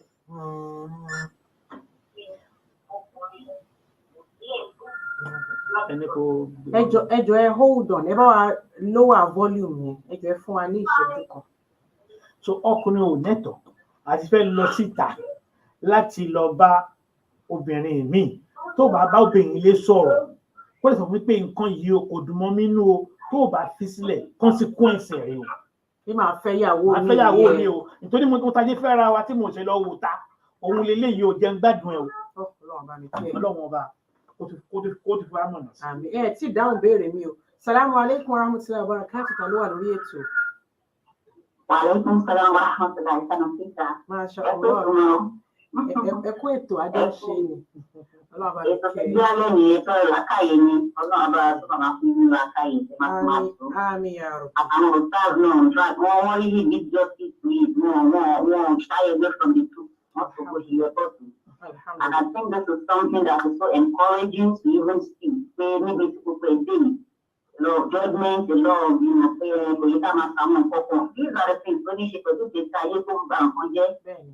It is right time we started to really get on that. Our side, we can get to that really get to the root cause of things. That should be done. So, the contribution to me, who can I share it from the senior college on that. And then they came in and want to start for the bank of Colonial, so they really was so interesting. So, what can I differentiate from a line? Nípa ìyàtọ̀ wà láàrin sex àti love making. In fact, even medically gan bó ṣe rí ni ìyàtọ̀ wà. And most of what I really need most of the time, though most of what you do, sex in the work on meaning, really can, set up making her. Ọkùnrin kan fẹ́ fa obìnrin lágbóni ju ìbọn sí ní gbẹgbẹgbẹgbẹ. Àwọn ọkùnrin wá ní láti understand pé ṣe ká máa ń build emotions obìnrin láti to this stage tó ń pa ẹ̀rọ àti ìpínlẹ̀ ìsàmẹ́lì. It is more of the hormones. Our chemical messengers ló wà ní charge gbogbo kìíní. That is why it's so easy for àwọn obìnrin wa lẹ́nu. They will complain of dryness, they will complain of low libido, they will complain of not even interested. The moment a woman does not have all of her sex hormones trigger, she will not feel sexual urge. Oh, ẹ ṣé ìyá mi. So gbogbo àwọn nǹkan tí a ní láti bí fún ọkùnrin tó fẹ́ jẹ́ ń bọ́ síta ìyàwó mi wà interested. He needs to establish the fact that kí ni ó pọ̀ kí tó fà á yóò fi wà interested tá máa fọwọ́ kan tó máa ló ti rẹ̀ lóògùn ní so ìní kan ìkọ́ tó ń fà á nìyẹn hormones ní gbogbo ní problem tó bẹ̀rẹ̀ tó bá ní gbogbo àwọn kí nìyẹn kò ní ní òní wà interested. Ẹ ṣé mo dúpẹ́. Ọlọ́run bá mi kẹ́ yín. We are still talking of foreplay. Ṣé wá rí mo wá ìbéèrè kan kẹ́ tó sọ̀rọ̀ sí yẹn ìbéèrè kan wá lórí foreplay wọ́n ní ṣé ọkùnrin lè ejaculate sí ẹnu ìyàwó ẹ̀ while probably she's giving her a blowjob? Yes. In fact, can a woman swallow it? No. Okay. That is the only area she must avoid. But yes. Tó bá jẹ́ pé obìnrin yẹn ohun ọkùnrin ṣùgbọ́n obìnrin yẹn maybe for health reason or for anything but ohun ọkùnrin kò sì fẹ́ lọ́tà. So we can, yes, that can happen. Oh, ẹ ṣé mo dúpẹ́. Ṣé máa dáhùn ìbéèrè mi nísìn? Ìbéèrè mi ní wípé how can we break 07983-239-799? Okay. Break that yes. Kí obìnrin kó lè express ara ẹ̀ sexually. Sherry, almost education will go to your mind now. Education is very important. So important. Sherry, condition méjì la kà nínú Kùránì lẹ́ǹkan. Ọlọ́run litaskunu ilayha wa ja'ala bainakum mawaddatan wa rahma. Two, tó bá ti miss, where there is no love and compassion. Kí ni ìdí tí a fi ń fẹ́ ara wa ẹni tó fẹ́ obìnrin tó fẹ́ gbàwé? Ẹ sọ fún mi bí wọ́n ṣe lè gbádùn sex nígbà tó bá ti gbàwé yẹn tán. So ohun tó náà bá fi sílẹ̀ ìdí tá tó máa fi gbádùn sex yẹn ó ti kúrò ń bẹ̀ nítorí the basis tó fi wọ́n relationship is deceptive in the first place. So the compassion tó yẹ kó wà ń bẹ̀ kò sí ń bẹ̀, the love was not there. It was a love of convenience. So tó bá ti yẹ àkọ́kọ́ nìyẹn. Ẹlẹ́nkejì tí ó bá jẹ́ wípé obìnrin wà ó ní conducive wọ́n ní open relation wọ́n lè bára wọn sọ ẹni ọ̀rọ̀ ẹ ká fún wa lápèjúwe tẹlifóònù tàgbé dání ohun tí ó ń dálẹ̀ nínú ilé òun ló pọ̀ jù ọkọ ní fóònù ó ní iPhone ó ní Samsung ó ní laptop ó ní Sky so companion nínú ilé òun ti kà sílẹ̀ yẹn so kò sí any healthy discussion láàrin ọkọ àti ìyàwó báwo ni iṣẹ́ oúnjẹ wà nínú microwave ọkọ náà tí wọ́n ti máa lára ara ti gbé òun kò fẹ́ báyàwó sọ̀rọ̀ nítorí àwọn tó máa bá ṣàtìsí pọ̀ program tó máa wò wọ́n ti tó sílẹ̀ tó bá dẹ̀ wá gbó lọ sórí bẹ́ẹ̀dì ni so kò sí nǹkan kan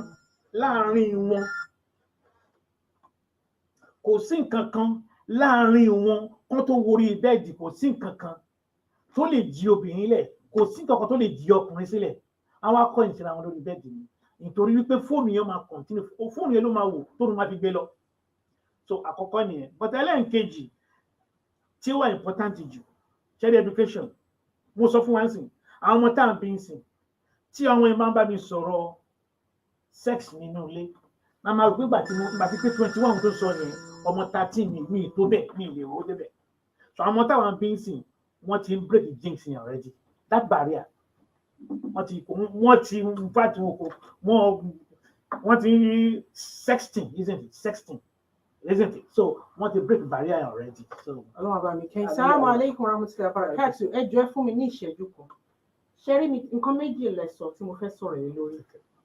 Where does a woman or lady get sexual education? Is it from the mosque or from the parents?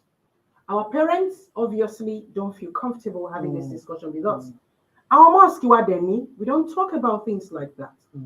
And what so our mosque in the sex text? Yes, they do, which is damaging. of course, And also, that's a different topic. And be watching expose our mind see sex education in the school.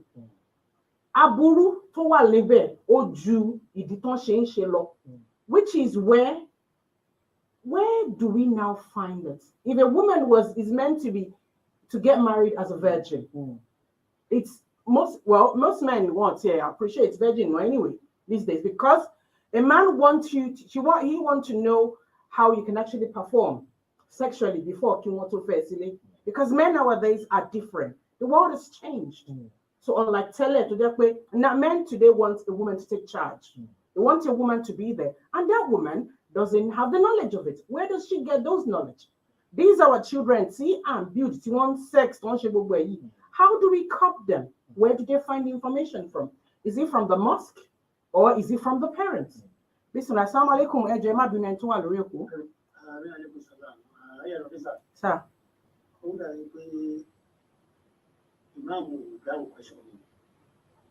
What down, sir? Listen. I don't believe program going to be so live.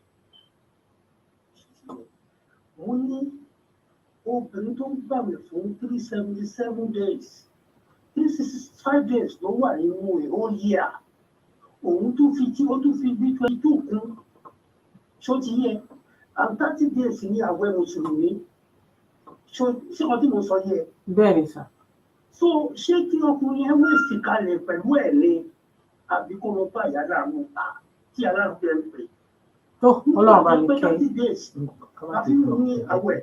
You're not before. So, dear, only 377 bar. Help Bobo, on and figure. Give me, Chemo. Only company embassy stuff from the share of me and my waist can. Only by alarm about. Salam alaikum, Alaji. Ṣe get this. Kí ọkọ rẹ̀ fẹ́ sílẹ̀ bóyá torí ọmọ àbí tó kọ́mọ́ ṣe bẹ̀rẹ̀ tọ́lọ̀ tí wàá kẹwọ́. Ọlọ́run bá mi kẹ́yìn. Bẹ́ẹ̀ ni wọ́n fẹ́ bá yín sọ̀rọ̀ ń sìn sà. Ẹ má ti drop, sir. Yes, sir. Ẹ jẹ́ béèrè kan lọ́wọ́ yín, sir. Obìnrin tó ń gbà rẹ̀ yẹn. Ó dàpọ̀ sàn náà fi ń gbà rẹ̀ kó ń ṣalẹ̀. Ṣé mo pé ẹnu wọ́n máa lòun gbàwẹ̀? Okay. Tó pè lálẹ́ tó lòun wà láwẹ̀. Kò lè gbàwẹ̀ lálẹ́ sà. Kò lè gbàwẹ̀ lálẹ́ sà. Ṣé ṣíṣà ṣe rí kìíní yìí? Ṣé mo pé ẹlòmíì ló wà kì í ṣe Mùsùlùmí ìyàwó wa? Ṣé gẹ́? Okay. All right. Wọ́n bá ní pásọ̀ ní káwọn gba bíríbírí church àwọn ọkọ̀ 377 days. Ẹ wá sọ fún mi tí mo dẹ̀ náà yọ láàrin jẹ́ pé ọ̀fẹ́ nìgbàlà. Ẹ wá ní kí n wéèsì kalẹ̀. Tó ẹ ṣe wo dúpẹ́ sà. Salam alaikum, sir. Kẹ́tó lọ sà. Kò síyà láàánú ta. Ẹnẹ́tọ̀ nínú Islam, ẹnẹ́tọ̀ àti fẹ́yàwó mẹ́rin tó máa jẹ́ olùgbàlà fún yàn kan péré tó ń gbà rẹ̀ 377 days. So kò ní ìkẹsẹ̀ lọ pẹ̀lẹ́kẹ̀lẹ́ báwọn ìyá kan ta tó máa gbé yín lọ ságége àti Ṣómólúkẹ́ tó wọkọ̀ ẹ̀kọ́ tún ìyẹn pẹ́ ẹ̀ nídìí wọn àtọ̀. Ohun tẹ nídìí náà ni kẹ́ gba jókòó kẹ́ sọ fún wípé ìdílé fẹ́ra wa láàrin èèmà àti ẹ̀ tó sí Ọlọ́run ló ṣe kẹta wa táyé fẹ́ra wa, the purpose, the objective is not there, it's not achieved. Mo fẹ́ màá mú ìyàwó kejì nítorí pé alhamdulillah. Ṣé ní tẹ́ bá rí ọkùnrin kan tó dé ìfilẹ̀ correctly? Okay. Ìyàwó kan nìyẹn o. Allah akbar. Tó bá di pé ìfilẹ̀ ò tí bẹ̀rẹ̀ sí ọ̀la balance rẹ̀ ìyàwó ti di méjì nìyẹn o. Tó bá kọjú fìlà sẹ́yìn iṣẹ́ tó kọ síwájú ti di mẹ́ta nìyẹn. Títí la yóò wá tẹ̀ wá balance pé tí ló fi Ẹtí ló gbé sí ìjọba ti ìyàwó mẹ́rin rẹ̀. Àbí ẹ̀kọ́ ni. Bẹ́ẹ̀ni. So kí wọ́n ní advantage gbà yẹn. Ẹ ṣeun sà. Ṣé tó fi jẹ́ fún wa ẹ̀? Mo dúpẹ́ lọ́wọ́ yín, mo lè dúpẹ́ lọ́wọ́ Alájà Rasaq. It's the best thing for us. Sharing most of the things to wàhálà tí àwọn àfa àti pásítọ̀ ń dálẹ̀ ní ọ̀rẹ́jù wa ló kàn jù. Ẹ máa wá fún wa ní àwọn ọ̀pọ̀ dáná fún ṣó ti yẹ ní sí. Bẹ́ẹ̀ ni sà. Ẹ ṣe mo dúpẹ́ sà. Ilé wa ṣe àti ìlú wa. Ẹ ṣe nǹkan tí ìlú wa kà ní. ẹ ṣe mo dúpẹ́ sà. Ọlọ́run bá wa kẹ́yìn sà. Ẹ ṣe. Ṣé kí n tún padà béèrè mi again? Bẹ́ẹ̀ni, ó wà important to me because it's actually true. Ẹ sọ nípa sexting. Fún àwa tí sexting yẹn ò bá yé wa, àwọn ọmọ tá à ń bí ń sìn. Àwọn ọmọ àlùbáríkà tọ́lọ́hún jìnkì fún wa ń sìn. Tó bá ti ń dé stage kan. Sexting is come and send nude pictures síra wọn. It's happening a lot. Tó jẹ́ pé àwọn ọmọbìnrin wa wọ́n rí bí wọ́n fancy ẹ̀, inú wọn máa ń dùn. Gbogbo ohun tọ́lọ́run bùkátà fún wọn láyà báyìí náà máa kó síta ká máa send ẹ̀ sọ́kùnrin. Ọkùnrin náà máa ṣe the same thing. Oúnjẹ tó ń ṣẹlẹ̀ tó wà rampant nísìnyí pẹ̀lú àwọn teenagers wa. Though ọ̀rọ̀ yẹn pọ̀ lórí ẹ̀bọ̀ yẹn kọ́ là ń sọ sí tá à ń sọ ni wípé wọ́n ní àwọn ìmáàmù wa ní àwọn ọmọ ọ̀sìn wọ́n ti break jinx yẹn pé wọ́n wà educated nípa sex. Right? But àwa wá ní èmi wá sọ wípé bó ṣe wà the exposure tí gọ́ọ̀mẹ̀ntì ìlú yìí fún wọ́n ti ń bẹ̀rẹ̀ sex education láti say age 7 kọ́ àbí 6 years old at that age. Àti fàǹgbà kan pé no is wrong àìlòmí ni pé all right nígbà tó bí ò bá ṣe ohun tó yẹ kó ṣe. Ibi tí gọ́ọ̀mẹ̀ntì dúró lé nìyẹn pé ní báyìí àwọn ọmọ yìí lọ ayé jẹ́sẹ̀ a máa bẹ̀rẹ̀ sí nǹkan wọ́n ti fà á tí àrífà it's happening now. So the damage the exposure is doing to them. Àkọ́kọ́. Then àwa tó jẹ́ wípé a woman is meant to be an ideal man would like a woman tó ti preserve her rẹ̀. Though some men don't actually mind, whatever, they don't mind. Because we all have a past. Preservation is relative. Exactly. But an ideal woman tó jẹ́ pé where can you learn how to have a good sexual relationship? Men nowadays have changed. They want women to be in charge. They want a woman to entice them. It's turned the other way around. Now they want a man to entice them. They want a woman to entice them. Àwọn obìnrin tí là ń tijú yìí, òbí ò feel comfortable láti kọ́ ọmọ ní àwọn nǹkan. Báwo ló ṣe yẹ kọ́ ọmọ obìnrin tó ń lọ ilé ọkọ? Any education, we need to be educated. But where do we get those education from? Is it from the parents or from the mosque? And our children that are exposed to sexting, how can we help those generations? Because there are a lot of babies that are baby mothers. First and foremost, one thing is important. Maybe I need to expatiate the education. What I mean by education. Education is all inclusive. Education is school. Education in the madrasa. I'll give a good example. I want to call my age come. Bẹ́ẹ̀ ṣe my dress. I fún wọn láwọn obìnrin tí wọ́n máa bá wọn sọ̀rọ̀ nípa pé tí wọ́n máa dìbò ṣe message nǹkan báyìí. So they talk to them so they know that. Okay. Fún ọkùnrin, ní ọ̀dọ̀ yín ní Miss Koa. Bẹ́ẹ̀ni. Ní ọkùnrin, àná ọkùnrin ti jẹ́ pé you have to teach them how to respect women.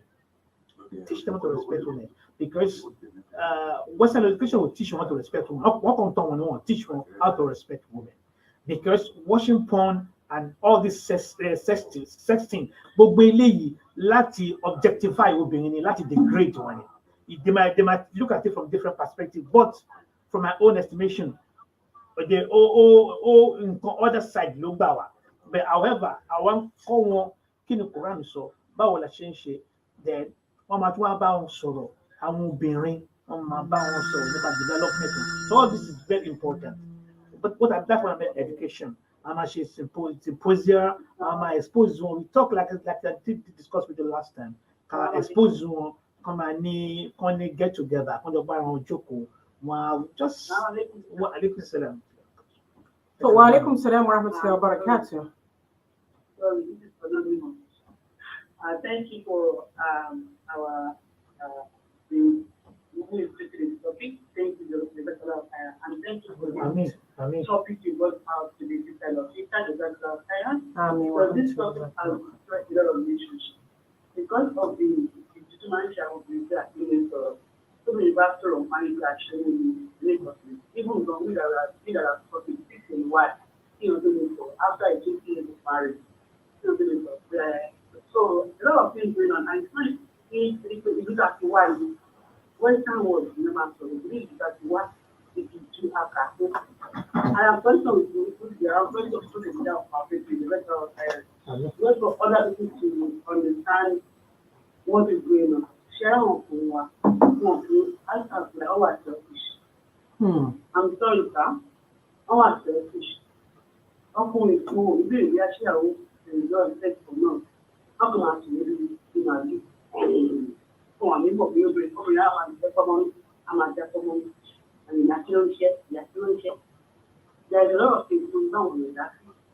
And just tell me, I don't know, mo tún ń ta. Tó bí ìwádìí sọ̀rọ̀ fún olóòjọ́, and tí mo tó ti wá ṣe wọ́n yà, ẹ̀sìn mo ta nǹkan kò báyìí. So a lot of women are suffering in silence. And these are the men. Some of them are about the other minister.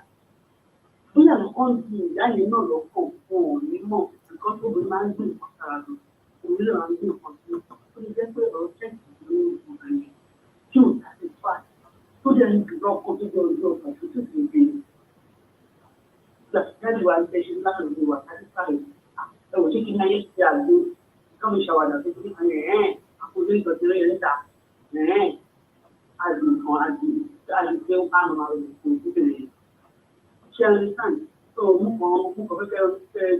something getting treated that they come about that you come out with no one because I'm saying you can let me share everything. I want to read how for what you thinking to play if you got the work. I will not bring my own what you come and go ahead and speak.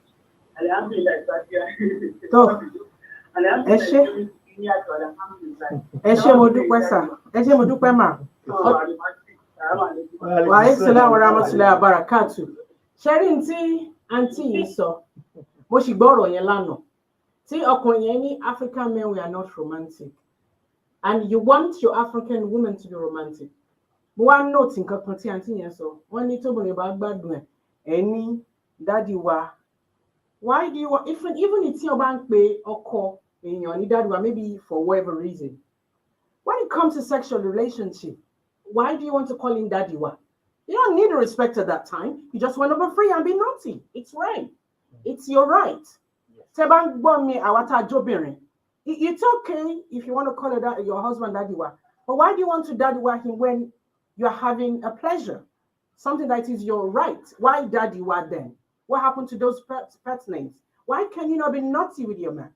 Some men want their women to be naughty with them. Very naughty, actually, is between the two of you. And it's actually right. So why do we shy away from that? When it comes, why? Kilo cause if men likes it. So, comment on me. It should be from the parents to start with. The question we are discussing today is about sexual satisfaction, isn't it? Sexual satisfaction. How do you want to discuss sexual satisfaction with your kids? To me, I think sexual satisfaction and knowing more about ways to enjoy sex will come natural as you don't teach your kids how to lie. Things happen in their life that was not in their favor yesterday, and it happened today, and they try to conceal it and say, nobody will teach them. I think if you repay a year, mostly you is how to respect women first. That's to start from the parents.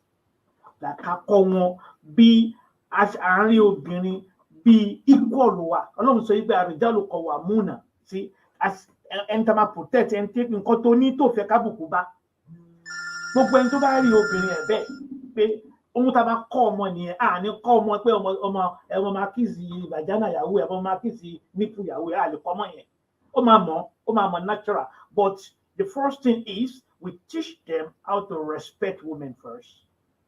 We teach them to see them as equal partner in a project. You don't see yourself as superior to them. You see both of you as unique in a different way. Nǹkan báyìí ni mo lè ṣe, nǹkan báyìí ló lè ṣe. Tó bá ń ṣe nǹkan báyìí, I will compliment her in doing it. Tí bá ń ṣe nǹkan báyìí, I will not compliment me.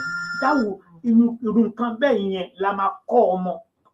Tó bá wá ń jáde tó ń ka oríṣiríṣi ìwé, káwa náà bá sọ pé máa kíìsì níbo obìnrin, à ń ṣe àwọn àjọ kọ́ wa, wọn kọ́ wa, yẹn kò gbé wa jókòó kọ́ wa, isn't it? But because àjọ jókòó, a sọ pé kò tó ń fẹ́ tó ń gbádùn nìyẹn, já ṣe, tó bá jẹ́ pé àlàyé ni, isn't it? So that will come, but first and foremost, the foundation is very important. You build that foundation, and the foundation is to respect women first. If they respect women, there will be love. If there's love, there will be compassion. And the objective of marriage will be fulfilled. Ọlọ́run àbá mi kẹ́yìn sá. Ẹ jẹ́ ní tó ń pè má bínú mi fẹ́ interrupt nǹkan tí wọ́n sọ. Mi fẹ́ ẹni will find out to have a good sex you need to know how to do it. Yes. Why is it a taboo? It's not a taboo. So because women especially need to know how to do it. Most of our kids have access to internet now. But that's not right because pornography is not right. I'm coming. We'll get there. Okay. Yes, yes, it's interactive and I appreciate that. No problem at all. Now, what we are discussing is this. They will know, or in fact, they know it. Age 9, me, one age 21. So we should not keep on deluding ourselves. They know things. The only thing we should do is to do our utmost, our best to make sure that they know it in the right way. Yes. That's the only thing we need to. They know. One pay me school, one me school. No, university. Go secondary school. So they know it, but you want money right way. That's our responsibility now. To tell them, not to die, not to die. Ọlọ́run á bá mi kẹ́yìn sá. Ẹni tó pè lẹ́ǹkan sí ẹ má bínú, ó dáa ká yanjú àwọn kan ká má gé ní kéékèèké. Ọlọ́run yóò bá mi kẹ́yìn. Tí obìnrin ò bá lè ṣe, or he is weak for whatever reason. Ọkùnrin, yeah. For whatever reason. Ó dẹ̀ ní ìyàwó tó wà very active sexually. What can she or he do? Ẹ wá jẹ́ ń fi kan sí ẹ má bẹ̀rẹ̀ jẹ́ down. Ẹ sọ lẹ́ǹkan pé men have varieties.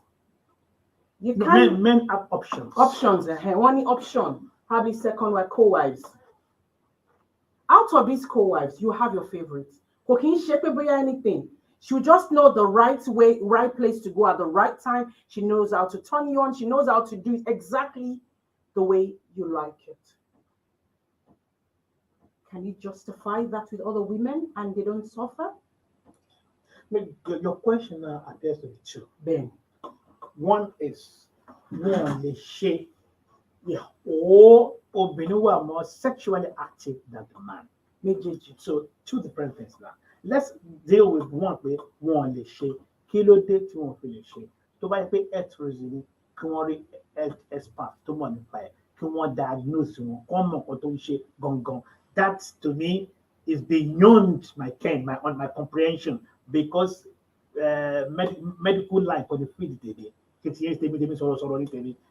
So and to buy the shape, call àwọn tí wọ́n mọ̀ nípa ẹ̀. Kan rí pé nǹkan báyìí ló ń ṣe, oògùn báyìí ló lè lò, nǹkan báyìí ló lè ra supplement láti lè to build the kidney libido to make it high. That is a different thing. Tí obìnrin bá wà super active ju ọkùnrin lọ, that is another challenge. It's a challenge because ọkùnrin ó ní limit. Kí obìnrin tó reach orgasm, ó ní level tó máa gbé dé kó tó reach orgasm. Tí ó bá jẹ́ pé ọkùnrin kò ní strength láti gbé obìnrin yẹn débẹ̀. Believe you me, àwọn expert wà tó lè kọ́ ní nǹkan tó lè ṣe láti gbé tó bá àwọn méjì sọ̀rọ̀ tó yẹ kí wọ́n lọ tó máa rí expert tí wọ́n lọ fún consultation, they will definitely advise them if there's love and compassion in the marriage and they want that marriage to work. What we tend to do is this: we tend to justify or rationalize our foibles, what we want to do. Lórí nǹkan kan tá a rí nínú bẹ̀rẹ̀ pé okay, ó ti ní nǹkan báyìí, torí nǹkan báyìí tó ti rí báyìí quickly àti ìfẹ́ kò ní relationship yẹn ìtorí nǹkan yẹn. If there is love and compassion and they want to explore all options in the marriage, okay, jẹ́ àárín kìíní báyìí àti rí wọ́n ti pa ilẹ̀ ṣe wọ́n tó bá ṣe báyìí la lè ṣe ẹ̀bá yẹ pé mama tó bá wẹ̀ mi máa wẹ̀ fún ẹni títí mama cream ẹni tó bá ẹwọ́ nípa ara fúnra ẹ̀. A lot of things can be if there's love and compassion. I think most often than not, 90% of breakdown in relationship is due to what lack of love and compassion. Sherry mo like ibi tẹ́ to be padasi, which is reality. Communicating, letting it work, have love and passion for yourself. Honestly, think about your like. When it's weak, a woman can take charge. It can take charge not to, so that only Shelly. That's gonna, it's gonna take me to another direction. What you've done to me today, you've exposed me today. No, because I know, in a good way. Am I down or I'm very sure because now you see, no more. I mean, the question. Which is good. Anyway, it's good. It's good one way, and it's a topical issue. Yes, and it's a topic that we want to keep on discussing because it's one of the causes of breakdown marriages now. I don't know about cancer. Can a woman use sex toys? What do you mean by sex toy? That's the question. There's a lot of sex toys. We have orishirishi. Let's start from can a man masturbate? They will not come to sex. I have that one. All right. This one. So let's start from can a man masturbate? Yes and no.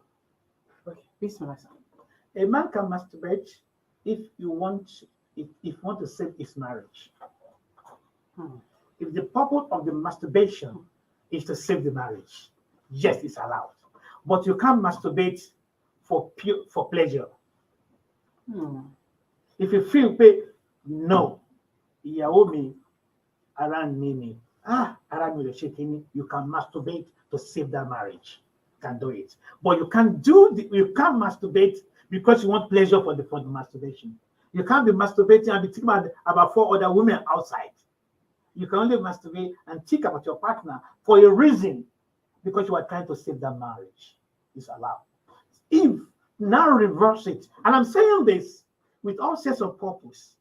Because said the Makosli of Sharia, the fundamental basic principle of Sharia is that everything is allowed, halal, except where it's specifically forbidden by the Quran. And I can't see where it has. We have using toy, hoping for the purpose of salvaging the marriage. As a man can also masturbate to serve man. So you can't have it this way and don't have it that way.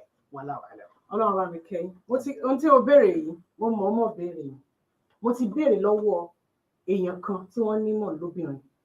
Wọ́n ní no tó bá gbiná mọ́ èèyàn lábẹ́ ńkọ́. Àkọ́kọ́ ẹ má bínú sá. Ẹlẹ́ẹ̀kejì mo wá béèrè lọ́wọ́ èèyàn kan béèrè lọ́wọ́ ìmáàmù àgbà kan ní Nàìjíríà lójú mi. Mo ní really? Is this true? Ẹni tó wá béèrè yẹn ọkọ yẹn ní àìlera. Ìyàwó wa fẹ́ wò ta. Ló wá ń wá béèrè lọ́wọ́ ìmáàmù pé kí ni yìí dẹ̀ wù mí ṣe? Mo ní bó fẹ́ gbọ́ bùkátà yìí mi ìfẹ́ wò ta kí ni mo lè ṣe. Mo wá gbọ́ tí ìmáàmù yẹn sọ pé ó lè lo sexual toy for that purpose tí kò wò ta lọ. Bí tí mo ṣe ń sọ àmọ́ ó máa ń ṣẹlẹ̀ nígbà míì wípé nítorí ọkùnrin yẹn náà ń gbádùn ara ẹ̀ ń tà. Obìnrin míì wá fẹ́ wò ta. Ó wá ṣé ó lè lo sex toys nígbà yẹn torí oríṣiríṣi sex toys but òyìnbó ti ṣe bèbí tó dàbí obìnrin. Wọ́n dẹ̀ ṣe sex toy tó dàbí manhood ní ìmọ̀ tó ń pè. So tó jẹ́ pé women are using. And what happens to single moms, widows that are still sexually active, and they want to enjoy? If they cannot masturbate, what can they use? Emma Binumo, I have a lot of questions. Like I said,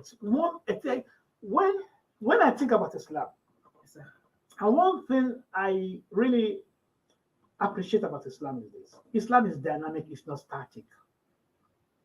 The dynamism in Islam is so encouraging and inviting and inspiring, but because the way they portray Islam,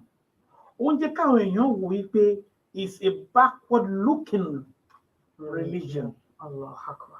But if you explore Islam, when I was coming in a car now, and I was looking at this Mahal, we've had this question today. And he come, Abdul, I can't remember the name of it. This is Jabir.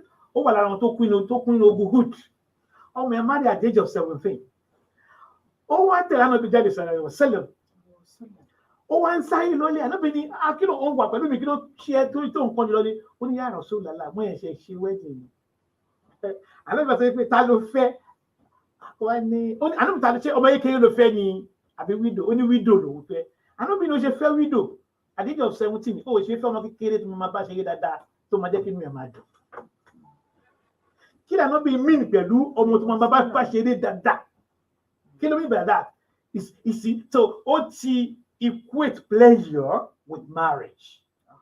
So for you to sustain a marriage, that marriage must be pleasurable, isn't it? And enjoyable. MashaAllah. MashaAllah. I want a down question. Single mom and widows. How can they satisfy themselves? Single mom and widow. What do you mean by single mom? Or can't you call or dear? Or when you contact one? I want to call it.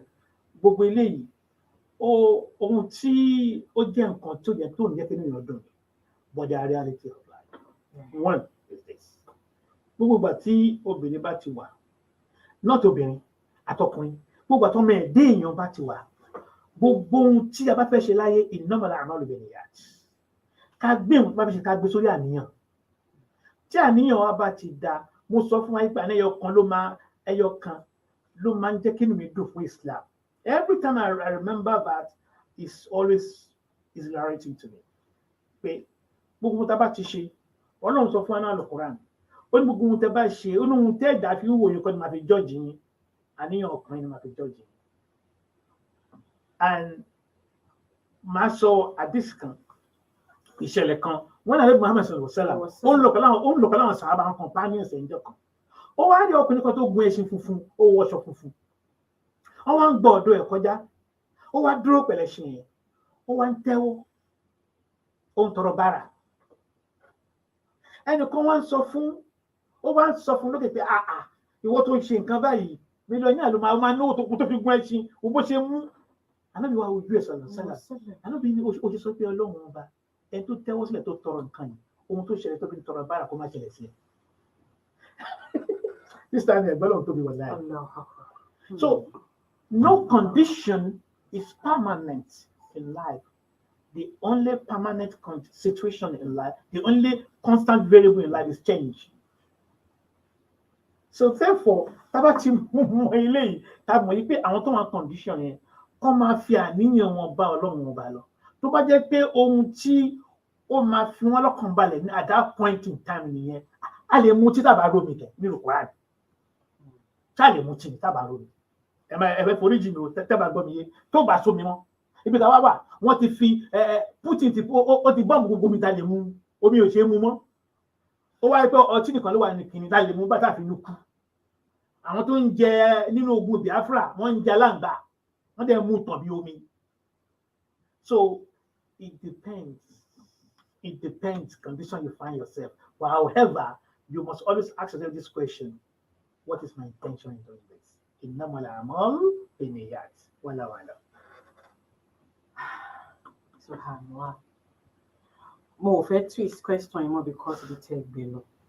And sometimes I actually feel sorry when I see some people in that situation. And they'll tell me, if you have a man at home, you will never understand what single moms are going through. Some of them love to be with men. They've had really bad experiences. Honourable, you know what? This is it. I'm not going to do this again. Some of them, regardless. We have some women like that. They be more, enjoy around.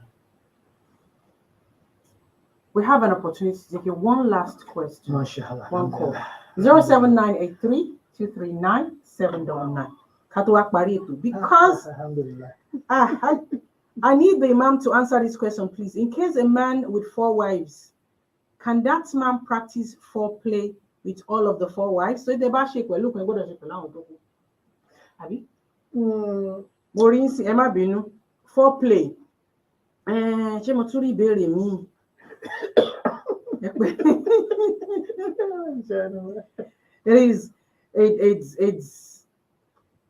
It's something that is important.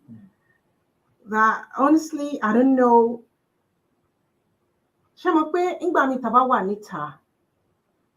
Some women, we are very free with other men, and you're not free with your husband at home. That is very wrong. It's more about education, my sister. It's about education. When you're married,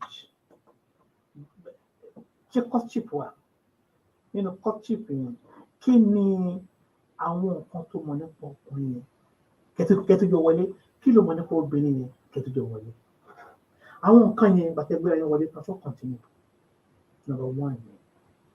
Number 2, kí ni ó dé tí wọn àwọn nǹkan yẹn ò fi continue. Number 3, kí ló ṣe consciously from your side káwọn nǹkan yẹn lè fi continue. Number 4, kí ni ọkùnrin yẹn ṣe tó fi frustrate àwọn effort tó ṣe yẹn. Number 5, is that relationship worth staying in? Is it healthy for you? That's also very important. Number 5. That's my last question. That's last. I'm asking you a question with another question now.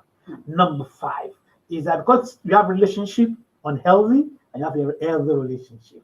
Okay. So I want my data. We'll be getting her inshallah next Saturday to be in a healthy relationship, not an unhealthy relationship. So if you call me, I'm not happy. That's the end of the relationship. Believe you me. But after asking her all the 4 questions before the number 5. Ọlọ́run bá mi dúpẹ́ fún ọ̀rọ̀ lórí foreplay nǹkan ṣé kan ọkùnrin lè ṣe ṣe rí ẹ má yẹ ká ṣe ó dàgbà à ń ṣe Quran too equality tá a sọ yẹn Ọlọ́run ní wà a'udhu billahi minash shaitanir rajim walan ta'dilu bayna an-nisa'i walau aradtum. You can never be just among women even with desire to do it. Assalamu alaikum wa rahmatullah. But he can marry more than one. You can no. If he even said, "Wa in khiftum alla ta'dilu fawahida." If you are fearful of being just among them, then one is enough for you. Start full topic in different time. That's why you're not talking.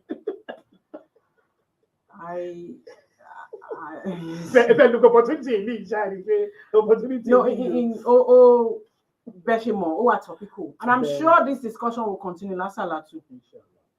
Need your Sunday. I'm sure it will continue. Because they already want young bone comora. And near our mommy to just even they're in their 50s, 60s, they're still very sexually active. In my tomaloba, Baba Tomani, I will need a boy. That happens. Especially see or connection or affair or to their own gay. Our payati. No thing bad lots of your wolf in Islam. But men do it. There are a lot of things. The law says we should not stay, but people still stay.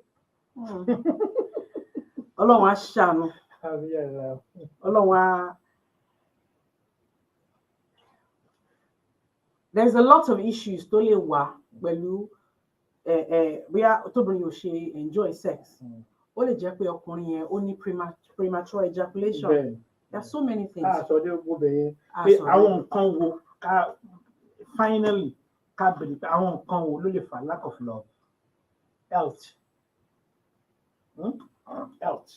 bí ọkùnrin yẹn nǹkan tí ẹni tó níṣẹ́ tó ń gba 50,000 per annum ó wá bẹ̀rẹ̀ business tiẹ̀ after saving 150,000 pounds week tó bẹ̀rẹ̀ ní COVID bẹ̀rẹ̀ wọ́n á kó ti business for 2 years wọ́n á dẹ̀ fún ní any compensation ó wá jókòó sí obìnrin náà fọwọ́ pa lára ẹ̀rù kó pẹ̀lú ẹ̀ dáhùn question. So there are a lot of reasons why ó wá kù sọ́wọ́ obìnrin yẹn láti gbé padà sí bó ṣe wà kí COVID yẹn tó dé. Iṣẹ́ wo lobìnrin yẹn ṣe tó bá jẹ́ pé obìnrin náà ní ó ti wà active tẹ́lẹ̀tẹ́lẹ̀ tó wá dé kí iṣẹ́ wo lọkùnrin yẹn ṣe. Love and compassion is that too. Assalamu alaikum wa rahmatullahi. Wa alaikum assalam wa rahmatullahi wa barakatuh. Well, ẹ̀yin ará ilé, ẹ̀yin ará oko, ẹ̀ ń gbọ́ wa nílé lóko, kò ń ṣe tọ́pìkì tí a lè treat tán. Ẹ jọ̀ọ́ share fídíò yìí pẹ̀lú àwọn èèyàn yín káwọn náà kán lè rí. Kí ẹni tí ilé ẹ̀ bá ń gbóná kí kó lè ní peace. Àbí ọkùnrin tó bá ń ṣe mistake so a lè jókòó àtún èrò ara wa pa. Nítorí gbogbo ohun tá à ń sọ yìí ìjìyà tó pọ̀ wà ń bẹ fún obìnrin tó bá deny ọkọ ẹ̀ àti fún ọkùnrin náà tí ò bá ṣe ẹ̀tọ́ tó yẹ kó ṣe lórí ìyàwó ẹ̀. Àwọn ìmáàmù wa bẹ̀rẹ̀ wípé ìníká ìta ń ṣe yẹn ìbáraẹnilòpọ̀ ni ntọ́lọ́run dẹ̀ fẹ́ ká enjoy ni. Ẹ ti gbọ́ wọ́n ní kò sí nǹkan tó wrong pẹ̀lú foreplay whichever way you like it. But ẹ má jẹ́ pé obìnrin try to know your man. Ọkùnrin try to know your woman. No woman is too old láti wà sexually active. Try to know her turning point. You should know that anyway. You should know the size of her bikini. You should surprise her so many ways. If she doesn't know, you can teach her. She's your wife. Ọkùnrin mélòó ló ń wà pẹ̀lú ìyàwó ẹ̀ ní ẹnu ọjọ́ mẹ́ta yìí? We think it's absurd. And it's right. Ẹ̀yin tó lè fọwọ́ ọwọ́ ẹ̀ ò lè jẹ́ ẹ̀yìn ẹ̀gbọ́n àti para. Oh, my dear, bá mi pa ẹ̀yìn yìí. Ta ló yẹ kó máa ṣàjẹ́ bí òǹṣọ́kọ ẹ̀? Naked, yes. With a nice oil and nice perfume. You have to create that romantic environment as well for yourself. I have in mind that I want to enjoy this. Even tọkọ ẹ̀ bá níyàwó mẹ́ẹ̀ẹ́dógún, you have to it is your right. You need to know how to get it from the man. How you can help him. Mi ìfẹ́ tún tí Imam sọ, wallahi wọ́n ti sọ ètò pọ̀ jù nínú ọ̀rọ̀ kọ́lọ́mbà wa kẹ́ wọn. A ní wọn wà bias pẹ̀lú gbogbo nǹkan tán sọ. Gbogbo àwa tá wá ní tó ń jẹ ni àgbà ti dé. Don't dull yourself. Love making is very healthy. It helps you. Your self-esteem, everything now, Imam, even medically, they will tell you when you are pregnant is not an excuse. Just look for a very nice, comfortable position for yourself. It keeps you going. When you have a good sex with the right person. This is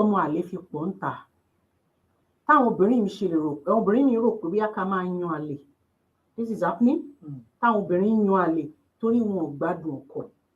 It is happening. It is happening. And solution because it is happening. Bí ọkùnrin ṣe ní side cheek, lóbìnrin gone are the days tó jẹ́ pé obìnrin tijú. A lot of women are not shy anymore when it comes to things like this. Ọkùnrin ẹ má bínú, obìnrin ní believe pé okay bí àwọn ex òun tó bá bá sọ̀rọ̀ at least that's non-penetrating sex wọ́n á get pleasure yẹn. These are reality of things that happens. Ọkùnrin mi gan máa lọ látara ó tirẹ̀ ó máa kanra ni gbogbo máa tó jí láàárọ̀ ọ̀la. Same thing women do there as well. Both ways. Both ways. Alájà Ọ̀dísà. Ṣé rí gẹ́gẹ́ bẹ́ẹ̀ fàyè sọ pé tọ́pìkì nípa ìtọ́jú ọjọ́ kan. Ṣé rí ohun tí máa ń sá fún òun ni ká máa apportion blame. A máa ń sọ wípé àwọn ọkùnrin ò dá, àwọn obìnrin ò dá. A máa apportion blame. I can focus lórí the cause, symptoms la máa ń treat. Root cause. I can focus lórí the source of the problem. We talk more on the symptoms. Tí ọkùnrin tó wá fi gbogbo ìgbà lọ ṣe iṣẹ́ 12 hours, 24 hours. Tí àwọn náà ṣe 12 hours, wọ́n lè gbádùn sex. So therefore, nǹkan tá à ń sọ yìí, it takes two to tango. Ọkùnrin bí tí mo sọ pé education wà ńbẹ̀ ni. Ọkùnrin láti gbọ́yé, obìnrin láti gbọ́yé. Obìnrin kí n fún yín lápèjúwe. Obìnrin tó bá ní solution ni kó máa yà lè kiri. A lè ní gbogbo ẹni tó bá gun orí ẹ̀ ló fi àmódi ẹ̀ sí lára. Gbogbo ẹni tó bá gun orí ẹ̀ ló fa àmódi sí lára. Ṣé a ṣe ń wo sex nìkan? Wo the consequence of sex itself. So yes, o feel high, you are okay here, ọkọ̀ ẹ̀dí balancing. Ohun tó máa tẹ̀lé ńkọ́. Ìwọ sọ wípé ó dùn bí oyin, ó dùn bí ṣúgà, ara ló ń fàbọ̀ sí. So we need to start thinking or to start reflecting láàárín ọkùnrin àti obìnrin. Kí ló ń fà tí fẹ́ máa súnmọ́ rẹ ni? And I'll tell you one thing. Tẹ́ bá wo Nàìjíríà, tẹ́ bá wo ìlú yìí, two different things, but the same thing la ṣe in a different way. Máa sọ, ìlú yìí ń sìn is mostly iṣẹ́. In Nigeria is poverty. Wọ́n ríra wọn jù nílé, wọ́n wá súra wọn. This is where I'm coming from, but the consequence is just the same thing. It's the same. It's the same. So ilé ń túká láàrin wípé kò sí. Let's just leave this topic for now. Lẹ́ni tó gbà wípé kọ́lọ̀ kó guide wà lé lórí. But olórí ẹ̀ òun ni pé gbogbo any relationship tó bá sí mímọ́ à ń tanra wa ni. Ọlọ́run bá mi kẹ́ ẹ. Mi ò ní tu bí ibẹ̀ ṣe sọ̀rọ̀. Àwọn èèyàn dẹ̀ ń béèrè, wọ́n ní definitely we need another time to bring more light on this subject. We need some of our African partners to feel comfortable to teach our children these things. We wouldn't want them learning bad habits. We'll tell us so. Well, it's very uncomfortable for a mother to teach her son sexual relationship. That is the role of a father. Exactly the same way it's a bit uncomfortable for a father to teach his daughter sexual relationship. They do something in churches. Pastor Amanshi. And it's very good we emulate that in Islam. We do it in Miskoa. Sheikh Bot Imam we do it in Miskoa. Koto so in church, they will do a course. They will do an exam.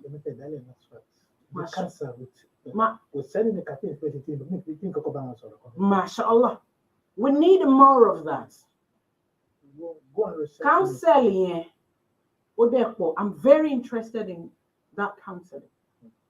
This is very important. Torí mo rí wípé counseling ò gbọ́dọ̀ dúró before the man and woman gets married. The first 5 years is struggle and fight. They need mentoring. Then that's what we do.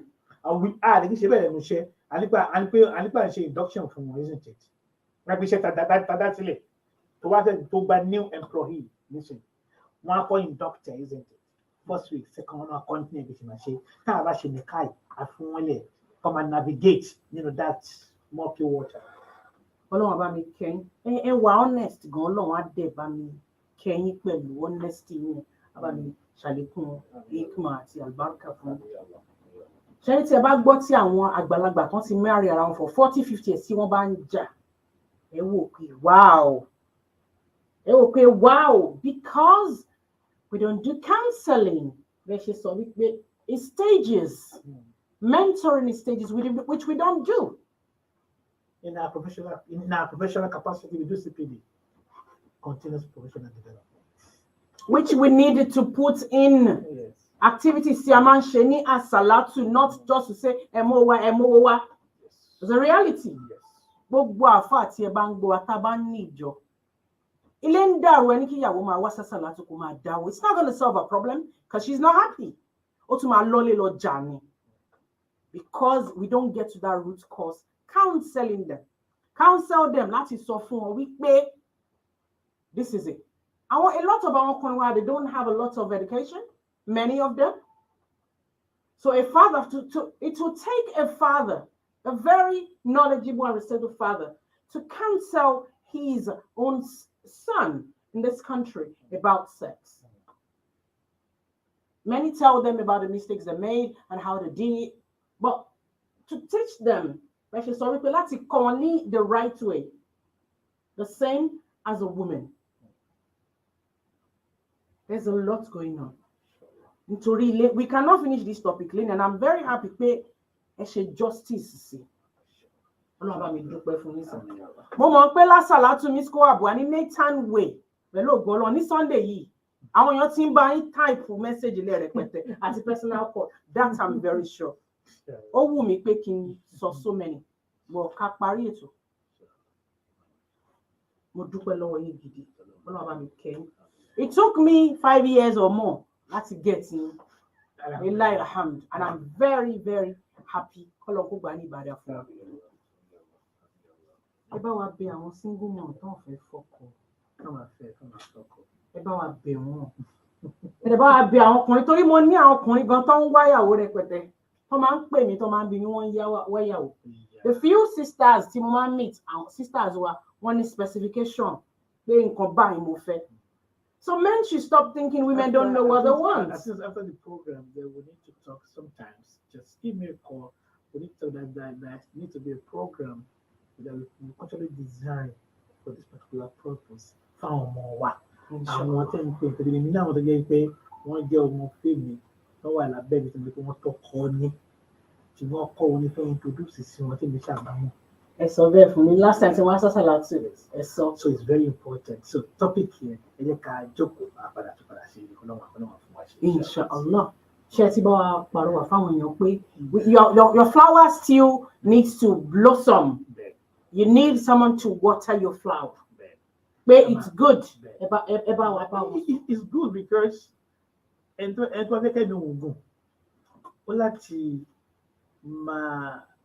súnmọ́ obìnrin láti máa súnmọ́ ọkùnrin pẹ́ẹ́pẹ́ kọ́ mi ń gùn dáadáa kẹ́mi gùn bẹ́ẹ̀ ni ẹ lọ bèèrè àwọn bàbá àgbàlagbà tí wọ́n jókòó sílé tí wọ́n tí gbogbo ibi tó bá ń lọ gbogbo ibi tó bá ń gùn náà ló ń kó àmójì ẹ lọ wo ẹni tó bá jẹ́ oníṣìnà gidi ẹ lọ wo èjì ẹ̀ tó máa lò láyé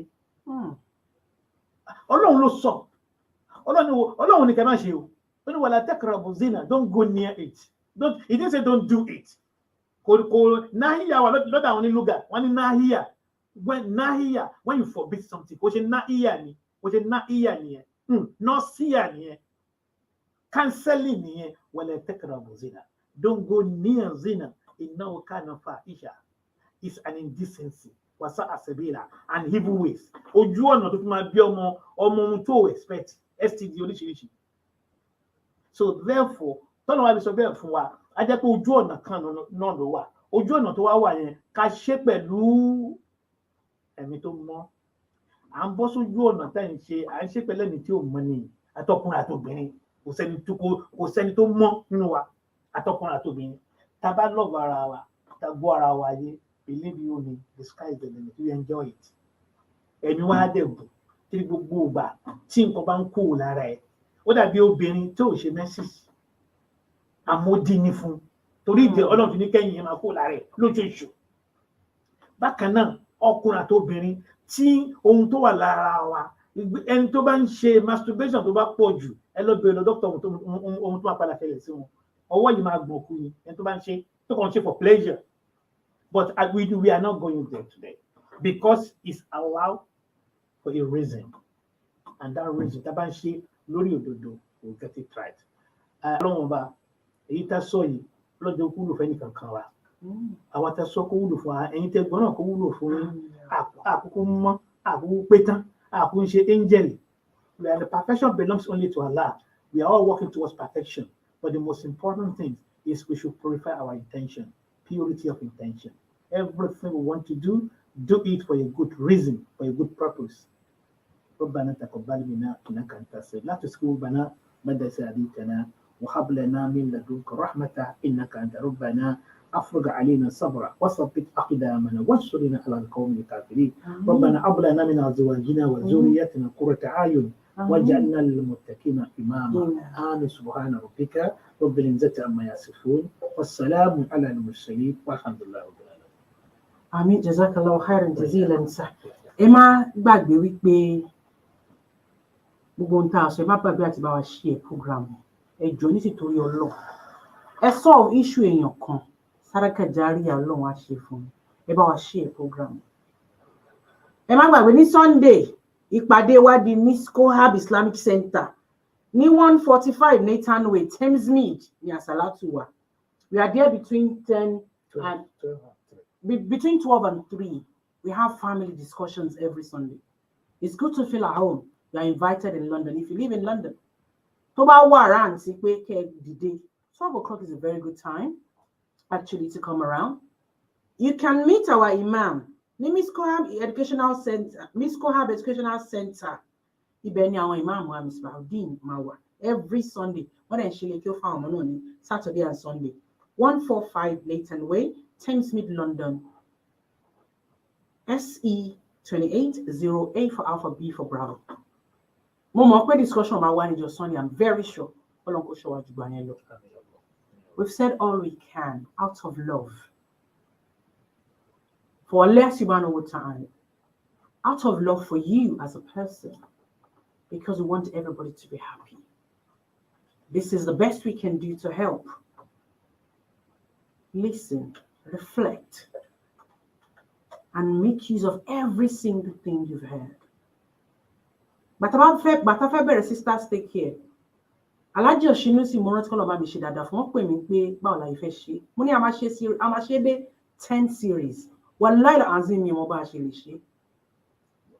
And today is the 10th series. Láti 2021 láti ń ṣe sisters take care. With different things. Àwọn èèyàn pè mí sọ oríṣiríṣi. Mo fẹ́ kí ilé gbogbo wa ẹni tí ilé ń dàrú lọ́wọ́lọ́wọ́ kọ́lọ̀ kí ilé ẹ̀ tó ni. Kọ́lọ̀ má jẹ́ kí ilé tèmi náà dàrú. Kọ́lọ̀ má jẹ́ ilé tèmi náà dàrú. Kọ́lọ̀ má jẹ́ kí ilé ti ọ̀gá wa ní studio dàrú àti gbogbo wa pátápátá.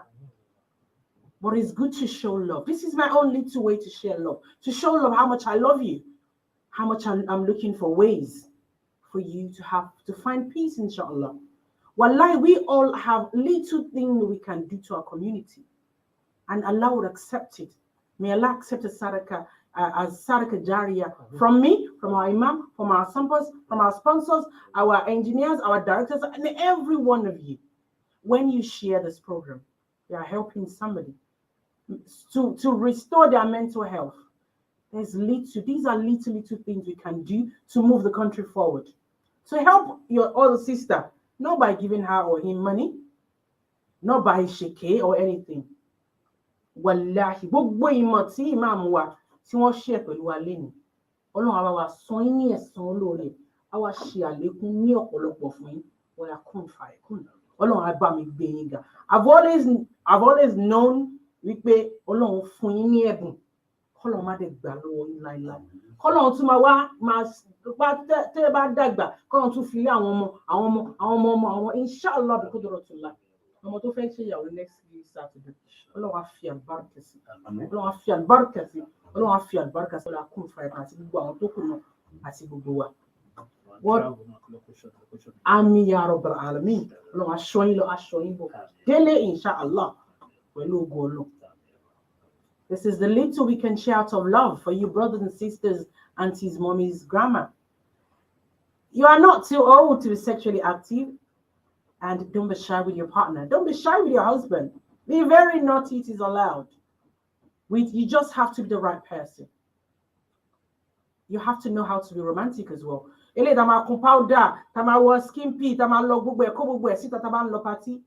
same for your husband at home. If you want to walk around in bikinis, please do. There are lots of bikinis. Don't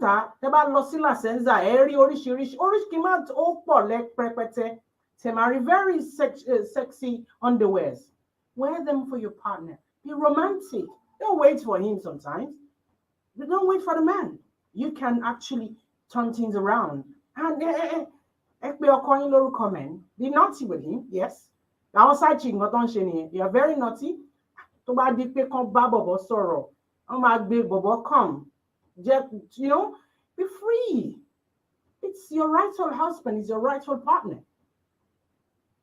Don't deny yourself that sexual satisfaction and desire. It helps you mentally. It helps you physically. And spiritually, go.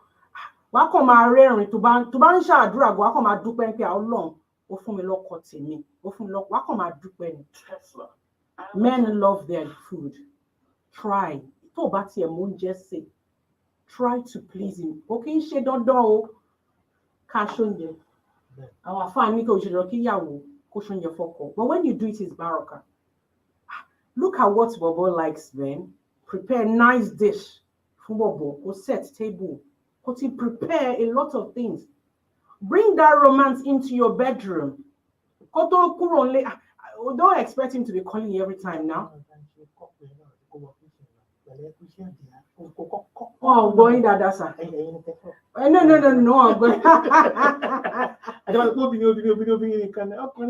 Culture, that's part of culture. Yeah, people in your work kitchen.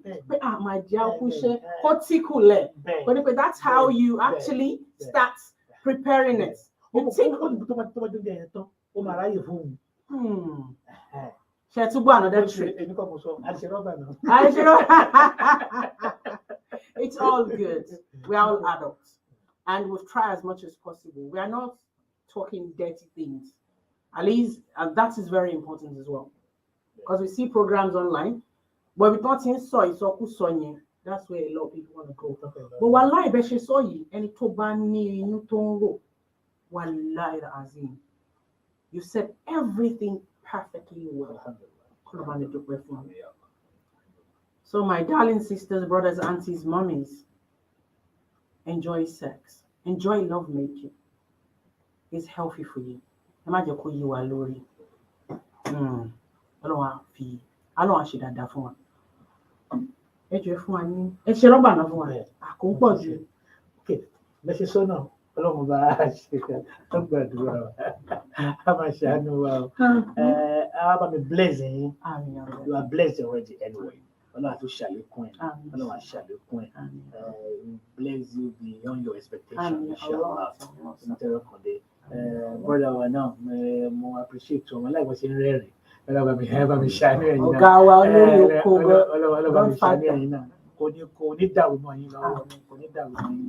and maybe that meeting Banana Giant, I'm the president. But I'm not just local day in the Islam. In Bayer, tonight, to man be Mashalachi Araman, Tamaki Juman, you should follow them there. So, along with you want to find out Makana Aliyah, I'm raising you in fame, in prosperity, bonus machine, and wallet, one if you people, egg before more, ولا إنا أتينا بسم الله الرحمن الرحيم إنا أتيناك الكوثر فصل لربك ونحر سبحان ربك رب العزة عما يصفون والسلام على المرسلين والحمد لله رب العالمين. Misko abuti awa. Obi to be wa de. Misko abe pe ke korin. Oh, enjoy. Misko abuti awa. Obi to be wa de. Obi to be wa de ke wa niyan. Yes. ẹ wo bí tó gbé wa dé kẹwàá níyàn wá Misko Abutiawa ẹ wo bí tó. So it's actually very important to know where you go. It's not all about going to a salat. It's for you to learn and grow in wisdom. Ìjọ Miskoa, ìjọ Asalatu, pátápátá kò ní bàjẹ́, láíláí, what a fine level mechanic Ali. I wish we didn't have to finish this, but we have to. We have to. I have to go home. Yes, I have to go home. It's inshallah, we meet again next week. Ọmọ yín ni mo jẹ́, àbúrò yín ni mo jẹ́, ọ̀rẹ́ yín ni mo jẹ́, olólùfẹ́ yín ni mo jẹ́, Nafisa Ayeola Ayeodofi. I love you for the sake of Allah subhanahu wa ta'ala. Pẹ̀lú ògo Ọlọ́run, ìpàdé wa di ọ̀sẹ̀ tó ń bọ̀. Ẹ má gbàgbé Quran competition wa. A máa gbé flyer wa jáde àti bí ẹ ṣe máa apply pẹ̀lú ògo Ọlọ́run. A dẹ̀ tún máa wá bá yín fún esteem fee. Ṣé wọn kí Ramadan kan lẹ̀kùn. Gbogbo ẹ̀yin tọ́lọ́run bá wá fún lórí ọ̀fẹ́ láti sponsor program wa nígbà Ramadan. In fact, ó máa ń wù wá ká sanwó 3 months lump sum payment nígbà Ramadan. You can help and support us. Whichever amount tí ẹ bá fẹ́ fi support wa. Account wa kò yí padà, the same thing náà. We would love to pay for 3 months. Torí on a more serious note, our half price là ń san ní radio for over a year. We've not been able to afford to pay the full amount of this radio station. Àmọ́ a dúpẹ́ lọ́wọ́ ọ̀gá wa wípé he's been very, very considerate. Ọ̀gá wa Godfather. Wọn kì í ṣe Mùsùlùmí, kò take wọn ní anything láti lé wa because àrò yẹn sàn. But he's been very, very patient with us for over a year. Ni mo sọ, wọ́n dẹ̀ ń san rent. Wọ́n á san oríṣiríṣi logistic and here and there. So we'd love to actually pay for 3 months lump sum payment nígbà Ramadan yìí. You can help us to make a difference. Whichever amount you can help us. Lórí rédíò lélẹ́yìí, torí a ṣì máa wá béèrè lọ́wọ́ yín náà pé ẹ support wa fún Quran competition. We're always asking, and you see what we do. Please help us, support us. No amount is too small. Our name is Sunnah and Self-Esteem. We are fully registered in UK. We are fully registered in Nigeria, and we are aiming to launch, inshallah, our foundation in Nigeria this year. Our source code is 208956. 208956. Account number is 436-16096. Account number 436-16096. It's a Barclays Bank. Please reference my radio. Gbogbo ọ̀rọ̀ tá ti ń sọ láti aago mẹ́fà àpolówó rẹ̀ sí ẹ̀ là àpolówó panla. Ọ̀rọ̀ náà tó lè jẹ́ kí ìgbésí ayé wa lè dá là ń ṣe. And you know that is what we do on this program. As you can see, we don't have sponsors. Àpolówó nǹkankan. You can help us. We aim to pay lump sum payment. Pẹ̀lú ògo Ọlọ́run this Ramadan. Please help us whichever amount you have. At least a minimum, we are looking for £1,000 to pay for that 3 months. We can get discounts if you are able to pay that. It will even be lower than £1,000 for that 3 months. Help us. If you've touched your life in a way, if this program has been beneficial to you, support us so we can pay lump sum payments starting from Ramadan in April for another 3 months. Allah would accept from all of us. Thank you for all your support over the years. Next year, inshallah, will be 10 years with your support. We've been doing this program every Friday. Next year, it will be 10 years. We couldn't have done it without the blessing of Allah subhanahu wa ta'ala and also with your support. So we are grateful. We appreciate you. And we ask Almighty Allah to reward you abundantly. To our Christian brothers, sisters that do support us, we appreciate you as well. Thank you, and God will bless you abundantly. We'll meet again next week, inshallah. Remember to share this video with your friends and family. I remain yours, Nafisa Ayeola Ayeodofi.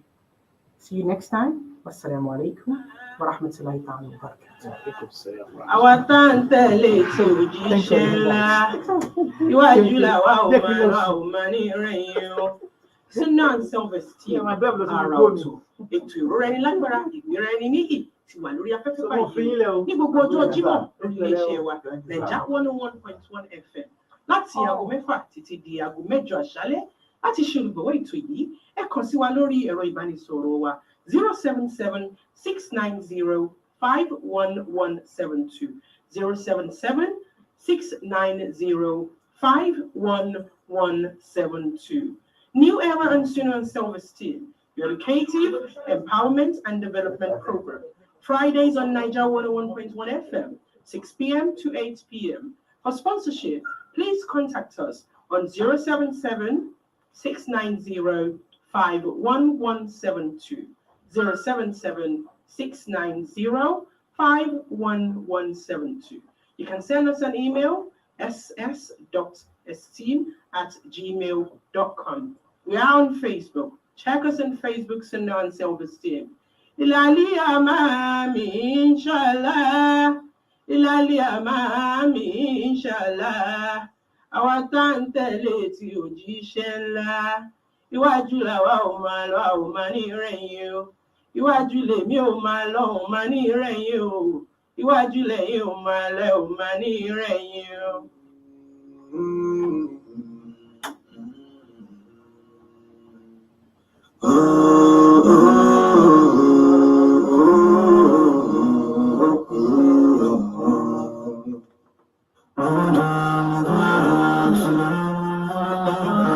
سلام عليك أيضا ونبيك أهلا وسهلا ومرحبا مرحبا بكم رمضان. You're a break from the north into the storm. One Ramadan to remember. Ramadan, Ramadan, Ramadan. Inni Abdullah, Ramadan. So much is happening in Ramadan. Please put an end to this. Ramadan. Kebuma kebiru. Ramadan. Keyama kebiru. Ramadan. Kalapo you beware. Ramadan. Kasi ko iso asi Ramadan. Mashallah. Mashallah. Mashallah. Marhaba ya Ramadan. Mashallah. Mashallah. Mashallah. Mashallah. Marhaba ya Ramadan.